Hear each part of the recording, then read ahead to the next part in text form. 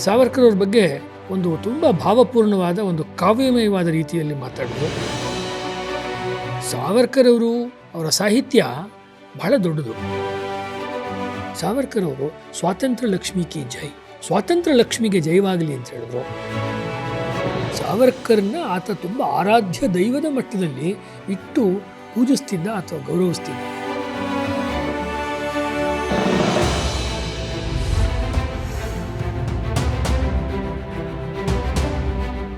ಹಾಡಿ ಹಣ್ಣಾದೀನಿ ದುಡಿದು ಸಣ್ಣಾದೀನಿ ಗುರುದೇವ ಅಂತ ವರಕವಿ ಬೇಂದ್ರೆ ಅವರು ಗುರುದೇವ ರವೀಂದ್ರನಾಥ್ ಟ್ಯಾಗೋರ್ ಬಗ್ಗೆ ಅವರು ಒಂದು ಕವನದಲ್ಲಿ ಹೇಳ್ತಾರೆ. ಹಾಗೆ ಭಾರತದ ಸ್ವಾತಂತ್ರ್ಯ ಸಂಗ್ರಾಮದಲ್ಲಿ ಕ್ರಾಂತಿಕಾರಿಗಳ ರಾಜಕುಮಾರ, the prince among the Indian revolutionaries ಅನ್ನುವ ಒಂದು ಬಿರುದಿಗೆ ಪಾತ್ರರಾದವರು ಸ್ವಾತಂತ್ರ್ಯ ವೀರ ವಿನಾಯಕ ದಾಮೋದರ ಸಾವರ್ಕರ್. ಸ್ನೇಹಿತರೆ ನಮಸ್ಕಾರ. ನಾನು ಡಾಕ್ಟರ್ ಜಿ ಬಿ ಹರೀಶ, ಸಾಹಿತಿ ಮತ್ತು ಇತಿಹಾಸಕಾರ. ಒಂದಷ್ಟು ಹೊತ್ತು ನಾವು ಈ ಸ್ವಾತಂತ್ರ್ಯದ ಆಜಾದಿ ಕಾ ಅಮೃತ್ ಮಹೋತ್ಸವದ ಒಂದು ಸುಂದರವಾದ ವರ್ಷದಲ್ಲಿ ವಿನಾಯಕ ದಾಮೋದರ ಸಾವರ್ಕರ್ ಅವರ ಜೀವನ, ಸಾಧನೆ ಮತ್ತು ಇಂದಿನ ಭಾರತದ ಮತ್ತು ಪ್ರಪಂಚದ ಸನ್ನಿವೇಶದಲ್ಲಿ ಅವರ ಪ್ರಸ್ತುತತೆ, ಅವರ ವಿಚಾರಧಾರೆಯ ಮಹತ್ವ ಏನು ಅನ್ನೋದನ್ನು ತಿಳ್ಕೊಳ್ಳೋಣ. ಇದು ಒಂದು ದಿವಸ ಕೂತು ಮಾತಾಡೋ ವಿಷಯ ಅಲ್ಲ, ಕೆಲವಾರು ಗಂಟೆಗಳಲ್ಲಿ ಮುಗಿಯೋ ವಿಷಯನೂ ಅಲ್ಲ. ಹಲವಾರು ದಿವಸಗಳು ಮಾತಾಡಬೇಕು ಮತ್ತು ಅವರ ಸಾಹಿತ್ಯ ತುಂಬ ವಿಸ್ತಾರವಾಗಿದೆ.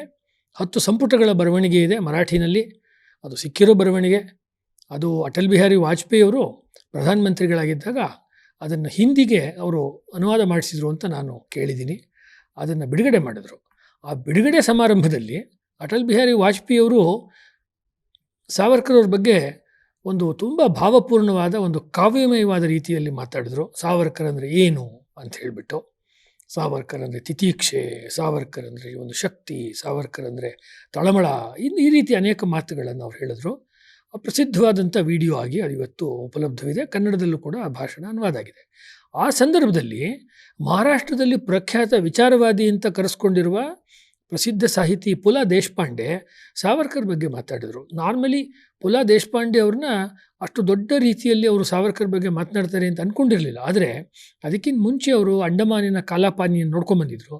ನೋಡಿದ ಮೇಲೆ ಸಾವರ್ಕರ್ ಬಗ್ಗೆ ಅವರಿಗಿದ್ದಂಥ ನಂಬಿಕೆ ಅಥವಾ ಪ್ರೀತಿ ಇನ್ನಷ್ಟು ಆಳವಾಗಿ ತುಂಬ ಅದ್ಭುತವಾದ ಭಾಷಣವನ್ನು ಪುಲ ದೇಶಪಾಂಡೆ ಅವರು ಕೂಡ ಮಾಡಿದ್ರು. ಈ ರೀತಿ ಪಂಥಾತೀತವಾಗಿ, ಮತಾತೀತವಾಗಿ, ಐಡಿಯಾಲಜಿಗಳನ್ನು ಮೀರಿ, ಭಾಷೆ ಮತ್ತು ಪ್ರಾಂತ್ಯಗಳನ್ನು ಮೀರಿ ಪ್ರಸ್ತುತರಾಗಿರುವಂಥ ಒಬ್ಬ ಅಭಿಜಾತ ಕವಿ, ಮಹಾಕವಿ, ಕಾದಂಬರಿಕಾರ, ಪ್ರಬಂಧಕಾರ, ಕ್ರಾಂತಿಕಾರಿ, ಭಾಷಾ ಲಿಪಿ ಸುಧಾರಕ ಮತ್ತು ಭಾರತ ಜಗತ್ತಿನಲ್ಲಿ ಅತ್ಯಂತ ಬಲಿಷ್ಠವೂ ಸಮೃದ್ಧವೂ ಆದಂಥ ದೇಶವಾಗಿ ಉಳಿಬೇಕು ಮತ್ತು ಉಳಿದ ದೇಶಗಳು ಉಳಿಬೇಕು ಅನ್ನುವುದನ್ನು ಪ್ರತಿಪಾದಿಸಿದಂತಹ ಒಬ್ಬ ಮಹಾನ್ ಮಾನವತಾವಾದಿ ಸ್ವಾತಂತ್ರ್ಯ ವೀರ ವಿನಾಯಕ ದಾಮೋದರ ಸಾವರ್ಕರ್. ಹಲವಾರು ವರ್ಷಗಳಿಂದ ನಾನು ಸಾವರ್ಕರ್ ಅವ್ರನ್ನ ಮತ್ತು ಆ ಕಾಲಕ್ಕೆ ಸಂಬಂಧಪಟ್ಟಂಥ ಒಂದು 19ನೇ ಶತಮಾನದ ಅಂತ್ಯ ಅಂದರೆ 20ನೇ ಶತಮಾನದ ಆರಂಭದಿಂದ ನಮ್ಮ ದೇಶದಲ್ಲಿ ಏನೇನು ನಡೀತಾ ಇದೆ ಅನ್ನುವುದನ್ನೆಲ್ಲ ನಾನು ಒಂದು ರೀತಿ ಮಾಡ್ತಾಯಿದ್ದೀನಿ, ಅಧ್ಯಯನ ಮಾಡ್ಕೊಂಡು ಬರ್ತಾಯಿದ್ದೀನಿ. ಅದನ್ನು ತಮ್ಮ ಮುಂದೆ ಒಂದಷ್ಟು ಹೊತ್ತು ಹಂಚಿಕೊಳ್ಳುವಂಥ ಒಂದು ಪ್ರಯತ್ನ ಇದು. ಸಾವರ್ಕರ್ ಅವರು, ಅವರ ಸಾಹಿತ್ಯ ಬಹಳ ದೊಡ್ಡದು. ಸಾವರ್ಕರ್ ಅವರ ಕೊಡುಗೆ ತುಂಬ ದೊಡ್ಡದು. ಸಾವರ್ಕರ್ ಅವರ ವಿಚಾರಧಾರೆ ತುಂಬ ಆಳವಾದದ್ದು ಮತ್ತು ಅನೇಕ ಸಂದರ್ಭಗಳಲ್ಲಿ ಅದು ವಿವಾದಕ್ಕೆ ಕೂಡ ಎಡೆಮಾಡಿ ಕೊಟ್ಟಿದೆ. ಇದಕ್ಕೆ ಕಾರಣ ಏನು ಅಂತ ಹೇಳಿದ್ರೆ, ಸಾವರ್ಕರ್ ಅವರ ಸಾಹಿತ್ಯ ಮರಾಠಿಯಲ್ಲಿ ಸಿಕ್ಕಷ್ಟು ಇಂಗ್ಲೀಷ್ನಲ್ಲಿಲ್ಲ. ಇಂಗ್ಲೀಷ್ನಲ್ಲಿರೋದೆಲ್ಲ ದೊಡ್ಡ ದೊಡ್ಡ ಗ್ರಂಥಗಳು. ಕನ್ನಡದಲ್ಲಿ ಕೆಲವು ಪುಸ್ತಕಗಳು ಬಂದಿವೆ. ಉದಾಹರಣೆಗೆ ಬಾಬು ಕೃಷ್ಣಮೂರ್ತಿಯವರು 1857ರ ಪ್ರಥಮ ಸ್ವಾತಂತ್ರ್ಯ ಸಂಗ್ರಾಮದ ಬಗ್ಗೆ ಬರೆದಿದ್ದಾರೆ. ಅದೇ ರೀತಿ ಅದನ್ನು ಪ್ರೇಮ್ ಕುಮಾರ್ ಅವರು ಬರೆದಿದ್ದಾರೆ. ಮುಂದೆ ಅದನ್ನು ಚಕ್ರವರ್ತಿ ಸೂಲಿಬೆಲೆ ಅವರು ಕೂಡ ಅವ್ರದ್ದೇ ಒಂದು ಶೈಲಿಯಲ್ಲಿ ಅನುವಾದವನ್ನು ಮಾಡಿದ್ದಾರೆ. ಸಾವರ್ಕರ್ ಅವರ ಆತ್ಮಕಥೆ ಕೇಂದ್ರ ಸಾಹಿತ್ಯ ಅಕಾಡೆಮಿಯಿಂದ ನನ್ನ ಜೀವಿತಾವಧಿ ಶಿಕ್ಷೆ ಅಂಥೇಳಿ ವಿರೂಪಾಕ್ಷ ಕುಲಕರ್ಣಿ ಅನುವಾದ ಮಾಡಿದ್ದಾರೆ. ಅದೇ ರೀತಿ ಸಾವರ್ಕರ್ ಅವರ ಒಂದು ಕುರಿತು ಬೇರೆ ಬೇರೆ ಭಾಷೆಗಳಲ್ಲಿರುವಂಥ ಮಾಹಿತಿಯನ್ನು ಆಧರಿಸಿ ಕನ್ನಡದ ಅತ್ಯಂತ ಪ್ರಸಿದ್ಧ ಕವಿ, ಲೇಖಕ ಶಿವರಾಮ್ ಅವರು ಆತ್ಮಾಹುತಿ ಅನ್ನೋ ಪುಸ್ತಕವನ್ನು ಬರೆದಿದ್ದಾರೆ. ಇವತ್ತು ಪರಿಸ್ಥಿತಿ ಏನಾಗಿದೆ ಅಂದರೆ, ಸಾವರ್ಕರ್ ಅವ್ರ ಬಗ್ಗೆ ಇರುವಂಥ ಯಾವುದೇ ಸಾಹಿತ್ಯವನ್ನಾಗಲಿ, ಸಾವರ್ಕರ್ ಅವರೇ ಬರೆದಿರೋ ಸಾಹಿತ್ಯ ಆಗಲಿ, ಅವ್ರ ಬಗ್ಗೆ ಉತ್ತಮವಾದ ಸಾಹಿತ್ಯಗಳು ಬರೆದಿರುವಂಥ ಬರವಣಿಗೆಗಳನ್ನಾಗಲಿ ನೋಡದೆ ಸಾವರ್ಕರನ್ನು ಹೊಗಳುವ, ಸಾವರ್ಕರನ್ನು ತೆಗಳುವ, ಸಾವರ್ಕರ್ ಬಗ್ಗೆ ತುಂಬ ಬ್ಲ್ಯಾಕ್ ಆ್ಯಂಡ್ ವೈಟಲ್ಲಿ ತುಂಬ ಬ್ಲ್ಯಾಂಕಾಗಿ ಅಭಿಪ್ರಾಯಗಳನ್ನು ಕೊಡುವಂಥ ಒಂದು ಪರಿಸ್ಥಿತಿ ಉಂಟಾಗಿದೆ. ಇದು ಕರ್ನಾಟಕದ ಒಂದು ಬೌದ್ಧಿಕ ಪರಂಪರೆಗೆ ಅಷ್ಟೇನು ಒಳ್ಳೆಯ ಸಂಗತಿ ಅಲ್ಲ. ಇದಿಷ್ಟು ಸಾವರ್ಕರ್ ಅವರ ಒಂದು ವಿಚಾರವನ್ನು ಕುರಿತು ನಾವು ಒಂದು ಹಂತದಲ್ಲಿ ತಿಳ್ಕೊಳ್ಬೇಕಾದ್ದು ಅಂತ ನನಗೆ ಅನ್ನಿಸ್ತದೆ. ಸಾವರ್ಕರ್ ಅವರ ಒಟ್ಟು ಕೊಡುಗೆಯನ್ನು ನಾವು ಗಮನಿಸಿ ಮಾತಾಡಬೇಕು ಅಂತ ನಾನು ಹೇಳಿದೆ. ಸಾವರ್ಕರ್ ಅವರ ಜೀವನದಲ್ಲಿ ಅವರು ಮಾಡಿರುವಂಥ ಸಾಧನೆಗಳಿದೆಯಲ್ಲ, ಅದು ಬಹಳ ದೊಡ್ಡದು. ಒಬ್ಬ ಮನುಷ್ಯ ಒಂದು ಜೀವಿತಾವಧಿನಲ್ಲಿ ಇಷ್ಟೊಂದು ಕೆಲಸಗಳನ್ನು ಮಾಡ್ತಾನ ಅಂತ ಆಶ್ಚರ್ಯವಾಗುತ್ತೆ. ಮತ್ತು ಇದನ್ನು ಅವ್ರು ಮಾಡಿದ್ದು ಅನೇಕ ವರ್ಷಗಳ ಕಾಲ ಅವರು ಅಂಡಮಾನ್ನಲ್ಲಿ ತುಂಬ ಸಶ್ರಮ ಕಠಿಣವಾದ ಶಿಕ್ಷೆಯನ್ನು ಅನುಭವಿಸಿ ಮತ್ತು ರತ್ನಗಿರಿಯಲ್ಲಿ ಅವರು ತಮ್ಮ ಮನೆಯಲ್ಲೇ ಇರಬೇಕಾದಂಥ ಒಂದು ಗೃಹಬಂಧನದ ಪರಿಸ್ಥಿತಿಯಲ್ಲಿ ಇದ್ದುಕೊಂಡು ಈ ಕೆಲಸಗಳನ್ನು ಸಾವರ್ಕರ್ ಮಾಡಿದರು. ಈಗ ಸಾವರ್ಕರ್ ಅವರು ಭಾರತದ ರಕ್ಷಣಾ ನೀತಿ ಬಗ್ಗೆ, ಭಾರತದ ಸೈನ್ಯದ ಬಗ್ಗೆ, ಭಾರತದ ಆರ್ಥಿಕ ಪರಿಸ್ಥಿತಿಯ ಬಗ್ಗೆ, ಭಾರತದಲ್ಲಿ ಇರಬೇಕಾದಂಥ ಸ್ತ್ರೀಯರ ವಿಚಾರದ ಬಗ್ಗೆ, ಸ್ಥಾನಮಾನದ ಬಗ್ಗೆ, ಅನೇಕ ವಿಷಯಗಳ ಬಗ್ಗೆ ಅವರು ಮಾತಾಡಿದರು. ಮತ್ತು ಇಂಟರ್ನ್ಯಾಷನಲ್ ಅಫೇರ್ಸ್ ಅಂತ ಯಾವ್ದು ನಾವು ಮಾತಾಡ್ತೀವಿ, ವಿದೇಶಾಂಗ ವಿಚಾರಗಳು, ಆ ವಿಚಾರದಲ್ಲೂ ಕೂಡ ಅವರು ಅವ್ರದ್ದೇ ಆಗಿರುವಂಥ ಸ್ಪಷ್ಟವಾದ ನಿಲುವನ್ನು ಹೊಂದಿದ್ರು. ಹೀಗಾಗಿ ಅವ್ರನ್ನ ರಾಷ್ಟ್ರೀಯ ಮತ್ತು ಅಂತಾರಾಷ್ಟ್ರೀಯ ಮಟ್ಟದಲ್ಲಿ ಇರ್ತಕ್ಕಂಥ ಅನೇಕ ಚಿಂತಕರು ಉದ್ದಕ್ಕೂ ಗಮನಿಸ್ಕೊಂಡು ಬಂದಿದ್ದರು. ಹಾಗಾಗಿ ಅದೇ ಒಂದು ದೊಡ್ಡ ಅಧ್ಯಾಯ ಅಥವಾ ದೊಡ್ಡ ವಿಚಾರ ಸಾವರ್ಕರ್ ಬಗ್ಗೆ. ಇದನ್ನೆಲ್ಲವನ್ನು ನಾವು ನಮ್ಮ ಇವತ್ತಿನ ಪೀಳಿಗೆಯವರು ಮತ್ತು ಅದರಲ್ಲಿರ್ತಕ್ಕಂಥ ಹಿರಿಯರಾಗ್ಬೋದು ಅಥವಾ ಯುವ ತಲೆಮಾರಿನವರಾಗ್ಬೋದು, ಅವರು ಅರ್ಥ ಮಾಡಿಕೊಂಡ್ರೆ ಮುಂದಿನ ದಿನಗಳಲ್ಲಿ ಭಾರತವನ್ನು ಇನ್ನಷ್ಟು ಬಲಿಷ್ಠ ಮಾಡೋದಕ್ಕೆ, ಭಾರತವನ್ನು ಇನ್ನಷ್ಟು ಒಂದು ದೊಡ್ಡ ದೇಶ ಅಂದರೆ ಗ್ರೇಟ್ ಕಂಟ್ರಿ ಅದನ್ನು ಮಾಡೋದಕ್ಕೆ ಅವಕಾಶವಾಗುತ್ತೆ ಅಂತ ಹೇಳುವುದು ನನ್ನ ಮಾತಿನ ಒಟ್ಟಾರೆ ಸಾರಾಂಶ ಅಂತ ನಾನು ಹೇಳೋದಕ್ಕೆ ಇಷ್ಟಪಡ್ತೀನಿ. ಸಾವರ್ಕರ್ ಬಗ್ಗೆ ಹೇಳಬೇಕಾದ್ರೆ, ಹೇಗೆ ನಮ್ಮ ಕನ್ನಡದಲ್ಲಿ ಪಂಪ, ಬಸವಣ್ಣ, ಅಲ್ಲಮಪ್ರಭು, ಕುಮಾರವ್ಯಾಸ, 20ನೇ ಶತಮಾನದಲ್ಲಿ ಬಂದರೆ ಕುವೆಂಪು, ಬೇಂದ್ರೆ, ಗೋಪಾಲಕೃಷ್ಣ ಅಡಿಗರು ದೊಡ್ಡ ದೊಡ್ಡ ಕವಿಗಳು ಅಂತ ನಾವು ಹೇಳ್ತೀವೋ, ಅದೇ ರೀತಿಯಲ್ಲಿ ಆಚಾರ್ಯ ಅತ್ರೆ ಅಂತ ಮರಾಠಿಯ ಬಹಳ ಪ್ರಸಿದ್ಧ ಲೇಖಕರು, ಅವರು ಸಾವರ್ಕರ್ ಬಗ್ಗೆ ಹೇಳುವ ಒಂದು ಮಾತು ಹೇಳ್ತಾರೆ. ಸಂತ ಜ್ಞಾನೇಶ್ವರ ಆತ ಮರಾಠಿಯಲ್ಲಿ ಜ್ಞಾನೇಶ್ವರಿ ಅಂತ ಭಗವದ್ಗೀತೆ ಮೇಲೆ ವ್ಯಾಖ್ಯಾನವನ್ನು ಬರೆದಿದ್ದಾರೆ. ತುಂಬ ಇವತ್ತಿಗೂ ಕೂಡ ಮನೆ ಮನೆಗಳಲ್ಲಿ ಪಾರಾಯಣ ಮಾಡುವಂಥ ಪುಸ್ತಕ ಜ್ಞಾನೇಶ್ವರ ಬರೆದಿರ್ತಕ್ಕಂಥ ಜ್ಞಾನೇಶ್ವರಿ. ಆ ಜ್ಞಾನೇಶ್ವರರಾದಮೇಲೆ ಮರಾಠಿ ಭಾಷೆ ಕಂಡಂಥ ಅತಿದೊಡ್ಡ ಕವಿ ಅಂದರೆ ವೀರ ಸಾವರ್ಕರ್ ಅಂಥೇಳಿ ಆಚಾರ್ಯ ಅತ್ರೆ ಹೇಳ್ತಾರೆ. ಮತ್ತು ಅನೇಕರು ಇವತ್ತು ಪ್ರಶ್ನೆಯನ್ನು ಕೂಡ ಬೇರೆ ಬೇರೆ ಮಾಧ್ಯಮಗಳಲ್ಲಿ ಕೇಳಿದ್ದನ್ನು ನಾನು ಗಮನಿಸಿದ್ದೀನಿ. ಫೇಸ್ಬುಕ್ಕಲ್ಲಿರ್ಬೋದು ಅಥವಾ ಬೇರೆ ಯೂಟ್ಯೂಬ್ನಲ್ಲಿರ್ಬೋದು. ಏನಂದರೆ, ಇವರನ್ನು ಸ್ವಾತಂತ್ರ್ಯ ವೀರ ಅಂತ ಇವರೇ ಕರ್ಕೊಂಡ್ರ ಅಥವಾ ಬೇರೆ ಯಾರಾದರೂ ಕರೆದ್ರ ಅಂತ. ಯಾವ ಮನುಷ್ಯನೂ ತನ್ನನ್ನು ತಾನೇ ಸ್ವಾತಂತ್ರ್ಯ ವೀರ ಅಂತ ಕರ್ಕೊಳ್ಳೋದಿಲ್ಲ. ಅವನು ಆಗಿದ್ದರೂ ಕೂಡ ಆಚಾರ್ಯ ಅತ್ರೆಯವರು ತುಂಬ ಗೌರವದಿಂದ ಇವರ ಒಂದು ತ್ಯಾಗ, ದೇಶಕ್ಕೋಸ್ಕರ ಮಾಡಿರುವಂಥ ಸೇವೆ, ಪಟ್ಟಿರುವಂಥ ಪಾಡು ಮತ್ತು ಲಕ್ಷಾಂತರ ಜನ ಕೊಟ್ಟಿರುವಂಥ ಸ್ಫೂರ್ತಿ ಅದನ್ನು ನೋಡಿ, ಮತ್ತು ಸ್ವಾತಂತ್ರ್ಯವನ್ನೇ ಅವರು ಉಸಿರಾಡ್ತಿದ್ದಾರೆ ಅವ್ರ ಜೀವನದಲ್ಲಿ. ಅವರ ಮುಖ್ಯ ಧ್ಯೇಯ ಸ್ವಾತಂತ್ರ್ಯ, ಅದು ವ್ಯಕ್ತಿ ಸ್ವಾತಂತ್ರ್ಯ, ಸಮಾಜದಲ್ಲಿ ಇರುವಂಥ ಅಸ್ಪೃಶ್ಯತೆ, ಅಸಮಾನತೆಗಳು ಹೋಗಬೇಕು ಅನ್ನೋ ಸ್ವಾತಂತ್ರ್ಯ, ಮತ್ತು ಅದೇ ರೀತಿಯಲ್ಲಿ ಬ್ರಿಟಿಷರ ಒಂದು ಬಿಗಿಮುಷ್ಟಿಯಿಂದ ಸಿಗಬೇಕಾದಂಥ ಸ್ವಾತಂತ್ರ್ಯ, ಅನೇಕ ವಿಷಯಗಳಲ್ಲಿ ಅವ್ರು ಹೇಳಿದ್ರಿಂದ ಅವ್ರನ್ನ ಸ್ವಾತಂತ್ರ್ಯ ವೀರ ಅಂತ ಅವರು ಕರೀತಾರೆ. ಅವರು ಸಾವರ್ಕರ್ ಅವರು ಅತ್ರೆ ಅವರನ್ನು ಆಚಾರ್ಯ ಅಂತ ಕರೀತಾರೆ. ಅಂದರೆ ಆ ಕಾಲದಲ್ಲಿ ಇದ್ದಂತಹ ಪರಸ್ಪರ ಗೌರವ. ಇವತ್ತಿನ ಕಾಲದಲ್ಲಿ ನನ್ನ ವಿಚಾರ ನೀವು ಒಪ್ಕೊಳ್ಳಿಲ್ಲ ಅಂದರೆ ನಾನು ನಿಮ್ಮನ್ನು ಬೈಯೋದು, ನಿಮ್ಮ ವಿಚಾರ ನಾನು ಒಪ್ಕೊಳ್ಳೋದೇ ಇಲ್ಲ ಅಂದರೆ ನಾನು ನಿಮ್ಮನ್ನು ಬೈಯೋದು. ಈ ರೀತಿ ಒಂದು ಗೌರವವೇ ಸಾಮಾಜಿಕ ಸಾರ್ವಜನಿಕ ಚರ್ಚೆಗಳಲ್ಲಿ ಒಂದು ಡಿಗ್ನಿಟಿ ಅಥವಾ ಒಂದು ರೆಸ್ಪೆಕ್ಟ್ ಫಾರ್ ದಿ ಮ್ಯೂಚುವಲ್ ರೆಸ್ಪೆಕ್ಟೇ ಕಡಿಮೆ ಆಗಿರೋ ಕಾಲದಲ್ಲಿ ಇದನ್ನು ಅರ್ಥ ಮಾಡ್ಕೊಳ್ಳೋದು ನಮಗೆ ಕಷ್ಟ ಆಗ್ಬೋದು.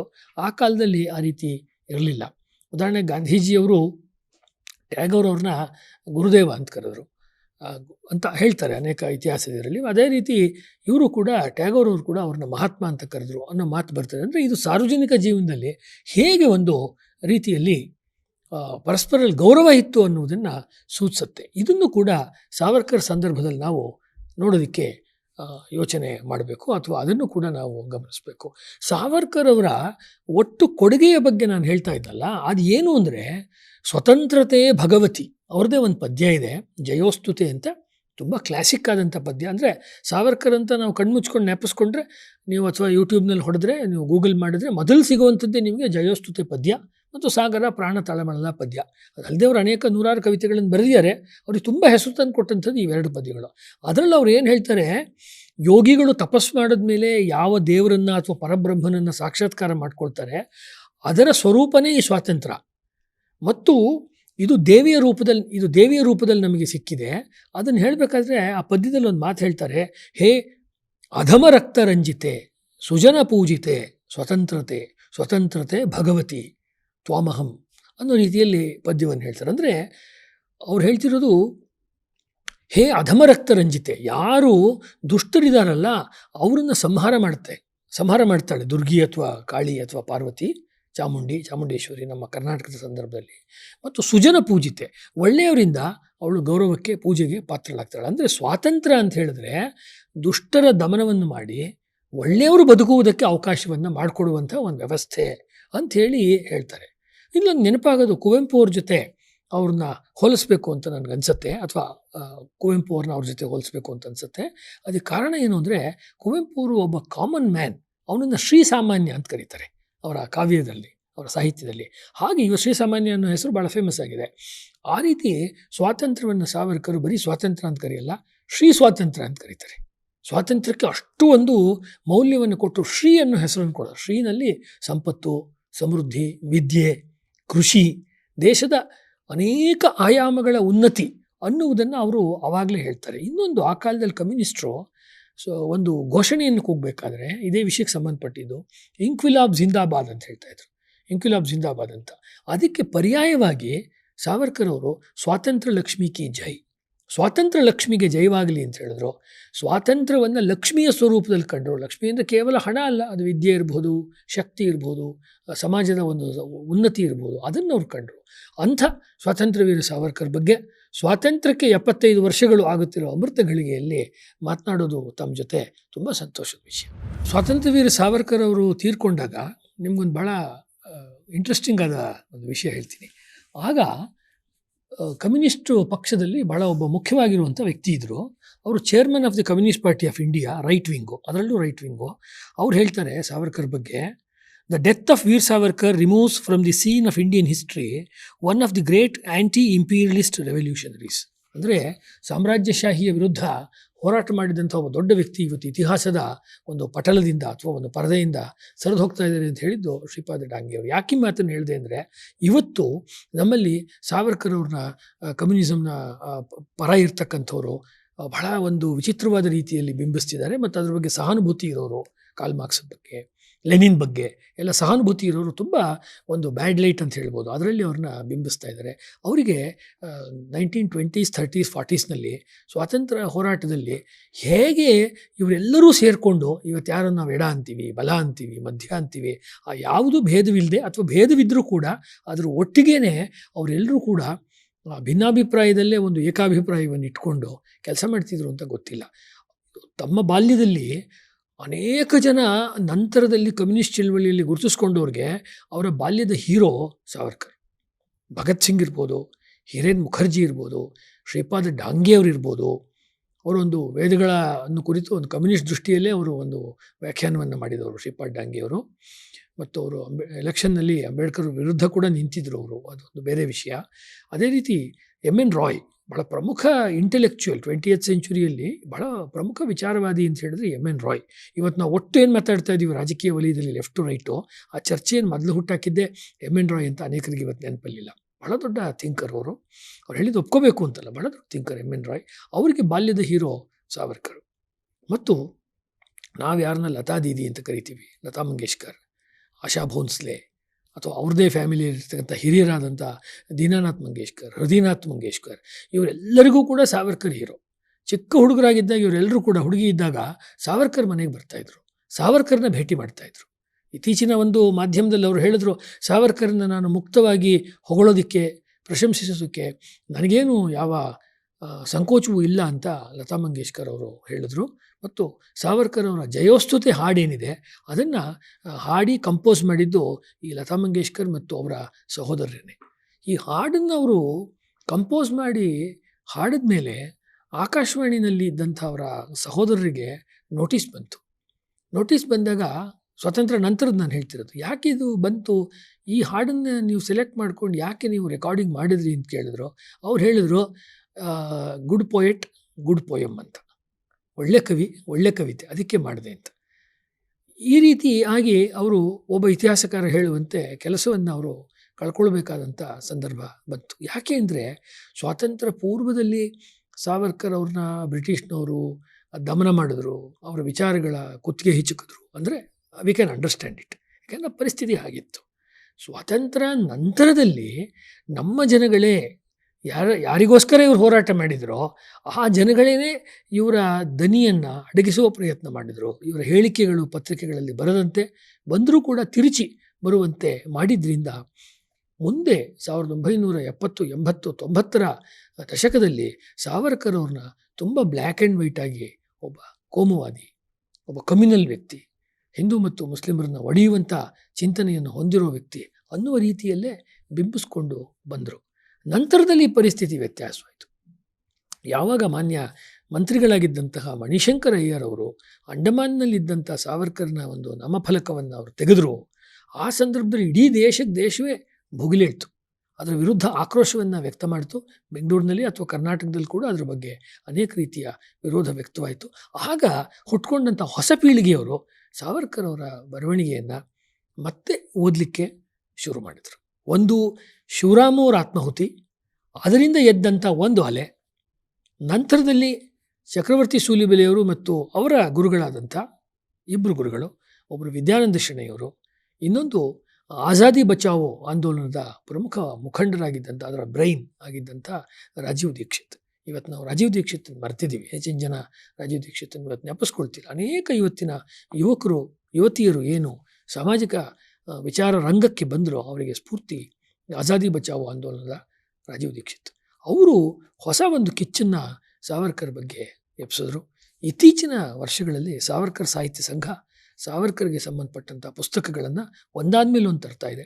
ನಾನೇ ಸ್ವತಃ ಸಾವರ್ಕರ್ ಅವರ ಹಿಂದುತ್ವ ಪುಸ್ತಕವನ್ನು ಕನ್ನಡಕ್ಕೆ ಅನುವಾದ ಮಾಡಿದೆ. ಎಷ್ಟು ಪ್ರಸಿದ್ಧವಾಯಿತು ಅಂತ ಹೇಳಿದ್ರೆ ಸುಮಾರು 18 ಆಯಿತು, 19 ಬಾರಿ ಇದು ಮುದ್ರಣ ಆಯಿತು. ಅಂದರೆ ಇದು ನಾನು ಬರೆದಿರೋ ಪುಸ್ತಕ ಅಥವಾ ಅನುವಾದ ಮಾಡಿದ್ದು ಅಂತ ಹೇಳೋದಕ್ಕೆ ಮಾತು ಹೇಳ್ತಿಲ್ಲ. ನೆಲ ಕಾದಿತ್ತು, ಮಳೆ ಬಂದಿರಲಿಲ್ಲ. ಮಳೆ ಬಂದಾಗ ನೆಲ ಹೀರ್ಕೊಳತ್ತಲ್ಲ, ಆ ರೀತಿ ಸಾವರ್ಕರ್ ಎಂಬ ಮಳೆಗೆ ನಮ್ಮ ದೇಶ ಅಥವಾ ನಮ್ಮ ನಾಡು, ಈ ರಾಜ್ಯ ಕಾದಿತ್ತು. ಅದಕ್ಕೆ ಜನ ಅದನ್ನು ಸ್ವೀಕಾರ ಮಾಡಿದ್ರು. ಯಾಕೆ ಅಂದರೆ ಪುಸ್ತಕ ಬಂದು 95 ವರ್ಷ ಆದರೂ ಕೂಡ ಅದು ಕನ್ನಡ ಭಾಷೆಯಲ್ಲಿ ಅವೈಲೇಬಲ್ ಇರಲಿಲ್ಲ, ಸಮಗ್ರವಾಗಿ ಅವೈಲೇಬಲ್ ಇರಲಿಲ್ಲ. ಮುಂಚೆ ಇತ್ತು ಒಂದು ಸಂಗ್ರಹವಾಗಿ, ಅದನ್ನು ಹರ್ಡೇಕರ್ ಮಂಜಪ್ಪ ಅಂತ, ಕರ್ನಾಟಕದ ಗಾಂಧಿ. ಇನ್ನೊಂದು ಸ್ವಾರಸ್ಯ ನಿಮ್ಗೆ ಹೇಳ್ತಾ ಇದ್ದೀನಿ ಇದ್ರ ಮೂಲಕ. ಕರ್ನಾಟಕದ ಗಾಂಧಿ ಅಂತ ಕರೆಸ್ಕೊಳ್ಳುವಂಥ ಹರ್ಡೇಕರ್ ಮಂಜಪ್ಪನವರು ಸಾವರ್ಕರ್ ಅವರ ಹಿಂದುತ್ವ ಪುಸ್ತಕವನ್ನು ಕನ್ನಡಕ್ಕೆ ಅನುವಾದ ಮಾಡ್ತಾರೆ. ಅಂದರೆ ಆ ಕಾಲದಲ್ಲಿ ಜನ ಸ್ವಾತಂತ್ರ್ಯ ಪೂರ್ವದಲ್ಲಿ ಎಷ್ಟು ಉದಾರವಾದಂಥ ದೃಷ್ಟಿಕೋನವನ್ನು ಹೊಂದಿದ್ರು. ಅವರು ಧನುರ್ಧಾರಿ ಅನ್ನೋ ಪತ್ರಿಕೆಯನ್ನು ಮಾಡ್ತಾರೆ. ಶಿರ್ಸಿಯವರವರು ಮೂಲತಃ ಹರ್ಡೇಕರ್ ಮಂಜಪ್ಪನವರು. ಅವರು ಗಾಂಧಿವಾದಿ ಒಂದು ಕಡೆ, ಇನ್ನೊಂದು ಕಡೆ ಸಾವರ್ಕರ್ ಅವರ ಪುಸ್ತಕವನ್ನು ಅನುವಾದ ಮಾಡ್ತಾರೆ. ಆಮೇಲೆ ಪ್ರಸಿದ್ಧ ಗಾಂಧಿವಾದಿಗಳಾಗಿ ಬೆಳೆದಂಥ ಮತ್ತೂರು ಕೃಷ್ಣಮೂರ್ತಿಯವರು ಸಾವರ್ಕರ್ ಅವರ ಜೀವನ ಚರಿತ್ರೆಯನ್ನು ಅನುವಾದ ಮಾಡ್ತಾರೆ. ನಾನು ಮತ್ತು ಇವತ್ತು ಸಂಸದರಾಗಿರುವ ಗೆಳೆಯ ಪ್ರತಾಪ್ ಸಿಂಹ ಮೊಹಮ್ಮದ್ ಅಲಿ ಜಿನ್ನಾ ಅವ್ರ ಬಗ್ಗೆ ಒಂದು ಕಾಂಟ್ರವರ್ಸರಿ ಆದಾಗ, ಈಗ 12 ವರ್ಷಗಳ ಹಿಂದೆ ಒಂದು ಪುಸ್ತಕ ಬರೆದಾಗ, ಅದು 11 ವರ್ಷಗಳ ಹಿಂದೆ, ಆ ಪುಸ್ತಕವನ್ನು ಭಾರತೀಯ ವಿದ್ಯಾಭವನದಲ್ಲಿ ಬಿಡುಗಡೆ ಮಾಡಿದ್ದು ಇದೇ ಮತ್ತೂರು ಕೃಷ್ಣಮೂರ್ತಿಯವರು.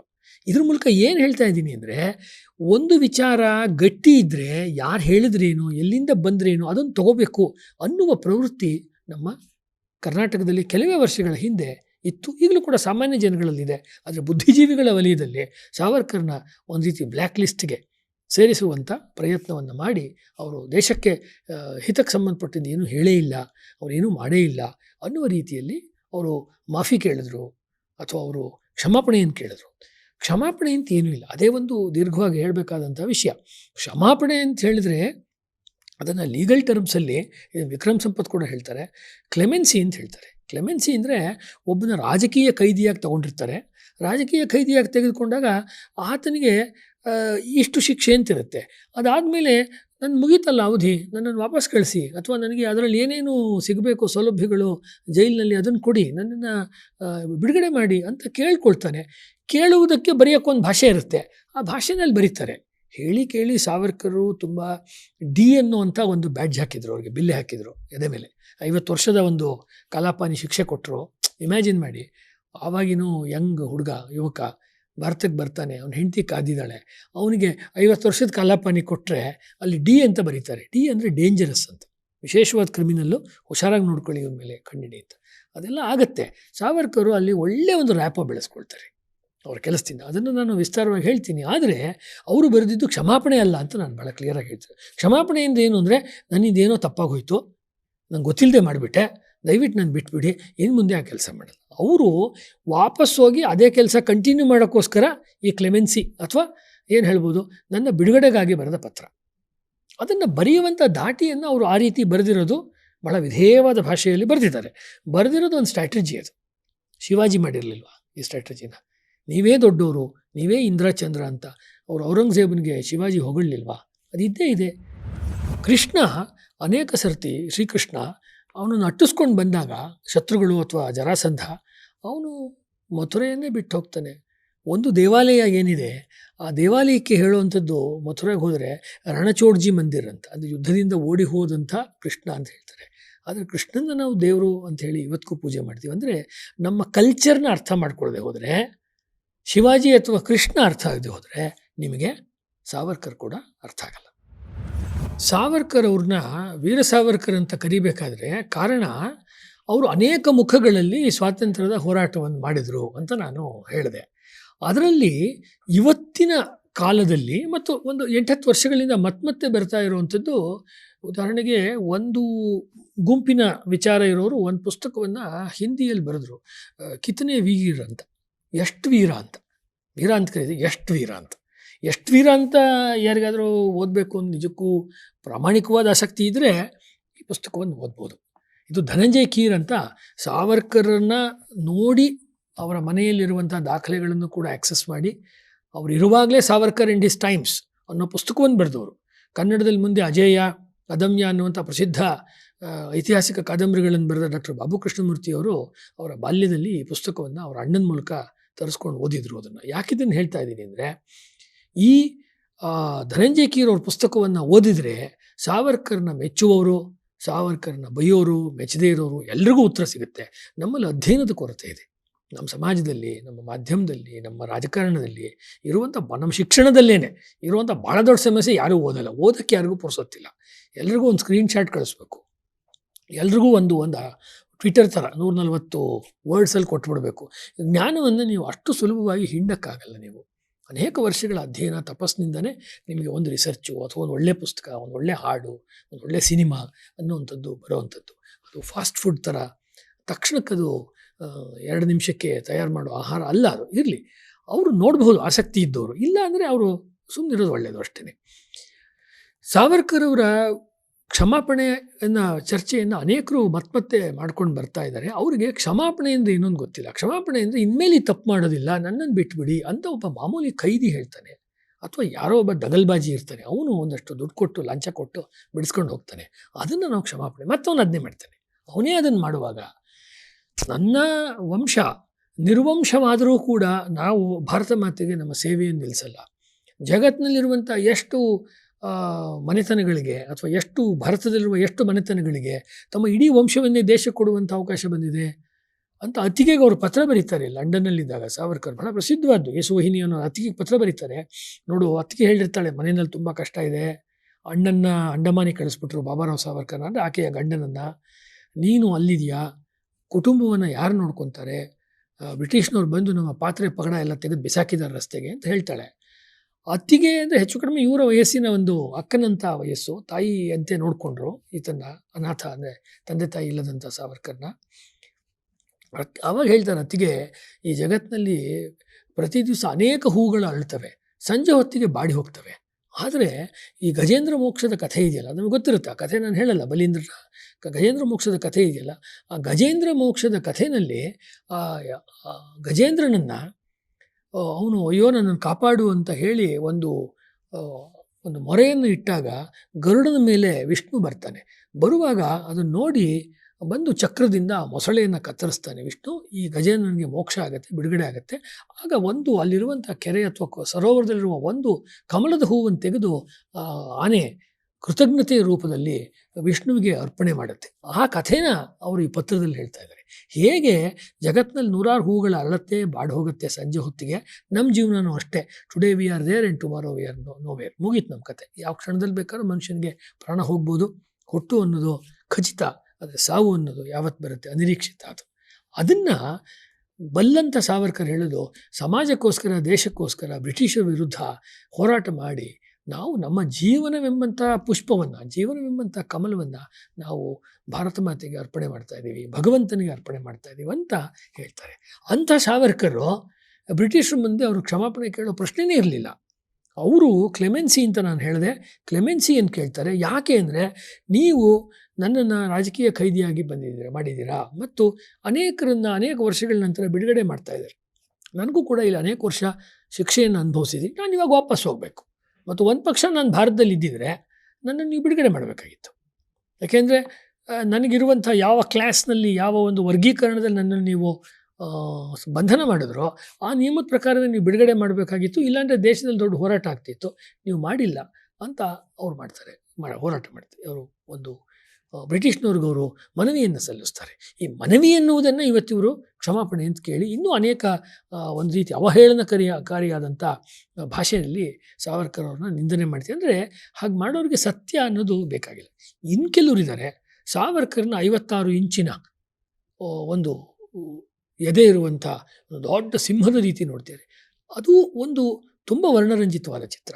ಅವರು ಅಲ್ಲಿಂದ ಬೇರೆ ಇನ್ನೊಂದು ಜೈಲಿಗೆ ಭಾರತಕ್ಕೆ ಬಂದಾಗ ಅಲ್ಲಿ ಅರೆಸ್ಟ್ ಆಗಿರುವಂಥ ಒಬ್ಬ ಚೈನಿ ಖೈದಿ ಕೇಳ್ತಾನೆ, ನೀವು ಇದರಲ್ಲಿ ಲಂಡನ್ನಿಂದ ಬರುವಾಗ ನೀವು ಹಡಗಿನಿಂದ ತಪ್ಪಿಸ್ಕೊಂಡು ಈಜಿದ್ರಲ್ಲ, ಎಷ್ಟು ಗಂಟೆಗಳ ಕಾಲ ಈಜಿದ್ರಿ ಅಥವಾ ಎಷ್ಟು ಕಿಲೋಮೀಟ್ರ್ ಈಜಿದ್ರಿ ಅಂತ.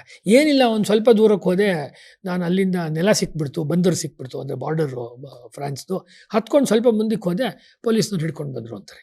ತನ್ನ ಬಗ್ಗೆ ತಾನೇ ಎಂದೂ ಕಟ್ಟುಕಥೆಯನ್ನು ಕಟ್ಟುವುದಕ್ಕೆ ಸಾವರ್ಕರ್ ಇಷ್ಟಪಡಲಿಲ್ಲ. ಈ ವಾಸ್ ವೆರಿ ಪ್ರಾಗ್ಮ್ಯಾಟಿಕ್ ಅವರು.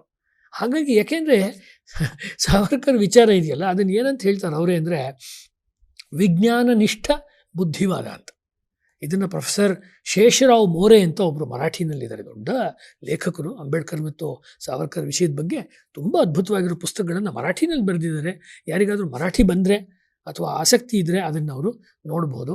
ಅವರು ಸಾವರ್ಕರ್ ಅವರ ಈ ವೈಚಾರಿಕ ವಿಜ್ಞಾನನಿಷ್ಠ ಬುದ್ಧಿವಾದದ ಬಗ್ಗೆ ಒಂದು ಪುಸ್ತಕವನ್ನು ಬರೆದ. ಅಂದರೆ ಇವತ್ತಿನ ಕಾಲದಲ್ಲಿ ನೀವೇನು ಮೂರ್ತಿರಾಯರನ್ನ ಅಥವಾ ಅದಕ್ಕಿಂತ ಹೆಚ್ಚಾಗಿ ಎಚ್ ನರಸಿಂಹಯ್ಯನವ್ರನ್ನ, ಇನ್ನೂ ಅನೇಕರನ್ನು ನಾವು ವಿಚಾರವಂತರು ಅಂತ ನಾವು ಕರಿತೀವಿ.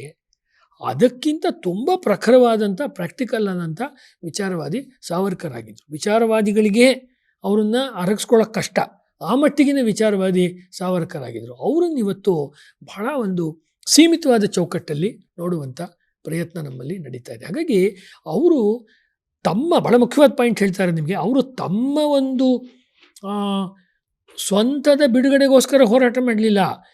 ತನ್ನಂತೆ ಇರುವ ಬೇರೆ ಬೇರೆ ಖೈದಿಗಳು ಯಾರಿದ್ದಾರೆ ಅವರ ಬಿಡುಗಡೆಗೋಸ್ಕರ ಅವರು ಹೋರಾಟವನ್ನು ಮಾಡಿದ್ರು. ಮತ್ತು ಜೈಲಿನಲ್ಲಿ ಅವರಿಗೆ ಸ್ವಲ್ಪ ಬೇರೆ ರೀತಿಯ ಜವಾಬ್ದಾರಿಗಳನ್ನು ಕೊಟ್ಟರು. ಉದಾಹರಣೆಗೆ ಅಲ್ಲಿರುವ ಆಯಿಲ್ ಡಿಪೋ ಇದೆ, ಆಯಿಲ್ ಡಿಪೋನಲ್ಲಿ ಅವ್ರನ್ನ ಇನ್ಚಾರ್ಜ್ ಮಾಡಿದ್ರು. ಆವಾಗ ಅವರು ಹಿಂದೂ ಖೈದಿಗಳು, ಮುಸಲ್ಮಾನ ಖೈದಿಗಳು ಎಲ್ಲರದ್ದು ಒಂದು ಉಸ್ತುವಾರಿ ಮಾಡಬೇಕಾಗ್ತಿತ್ತು.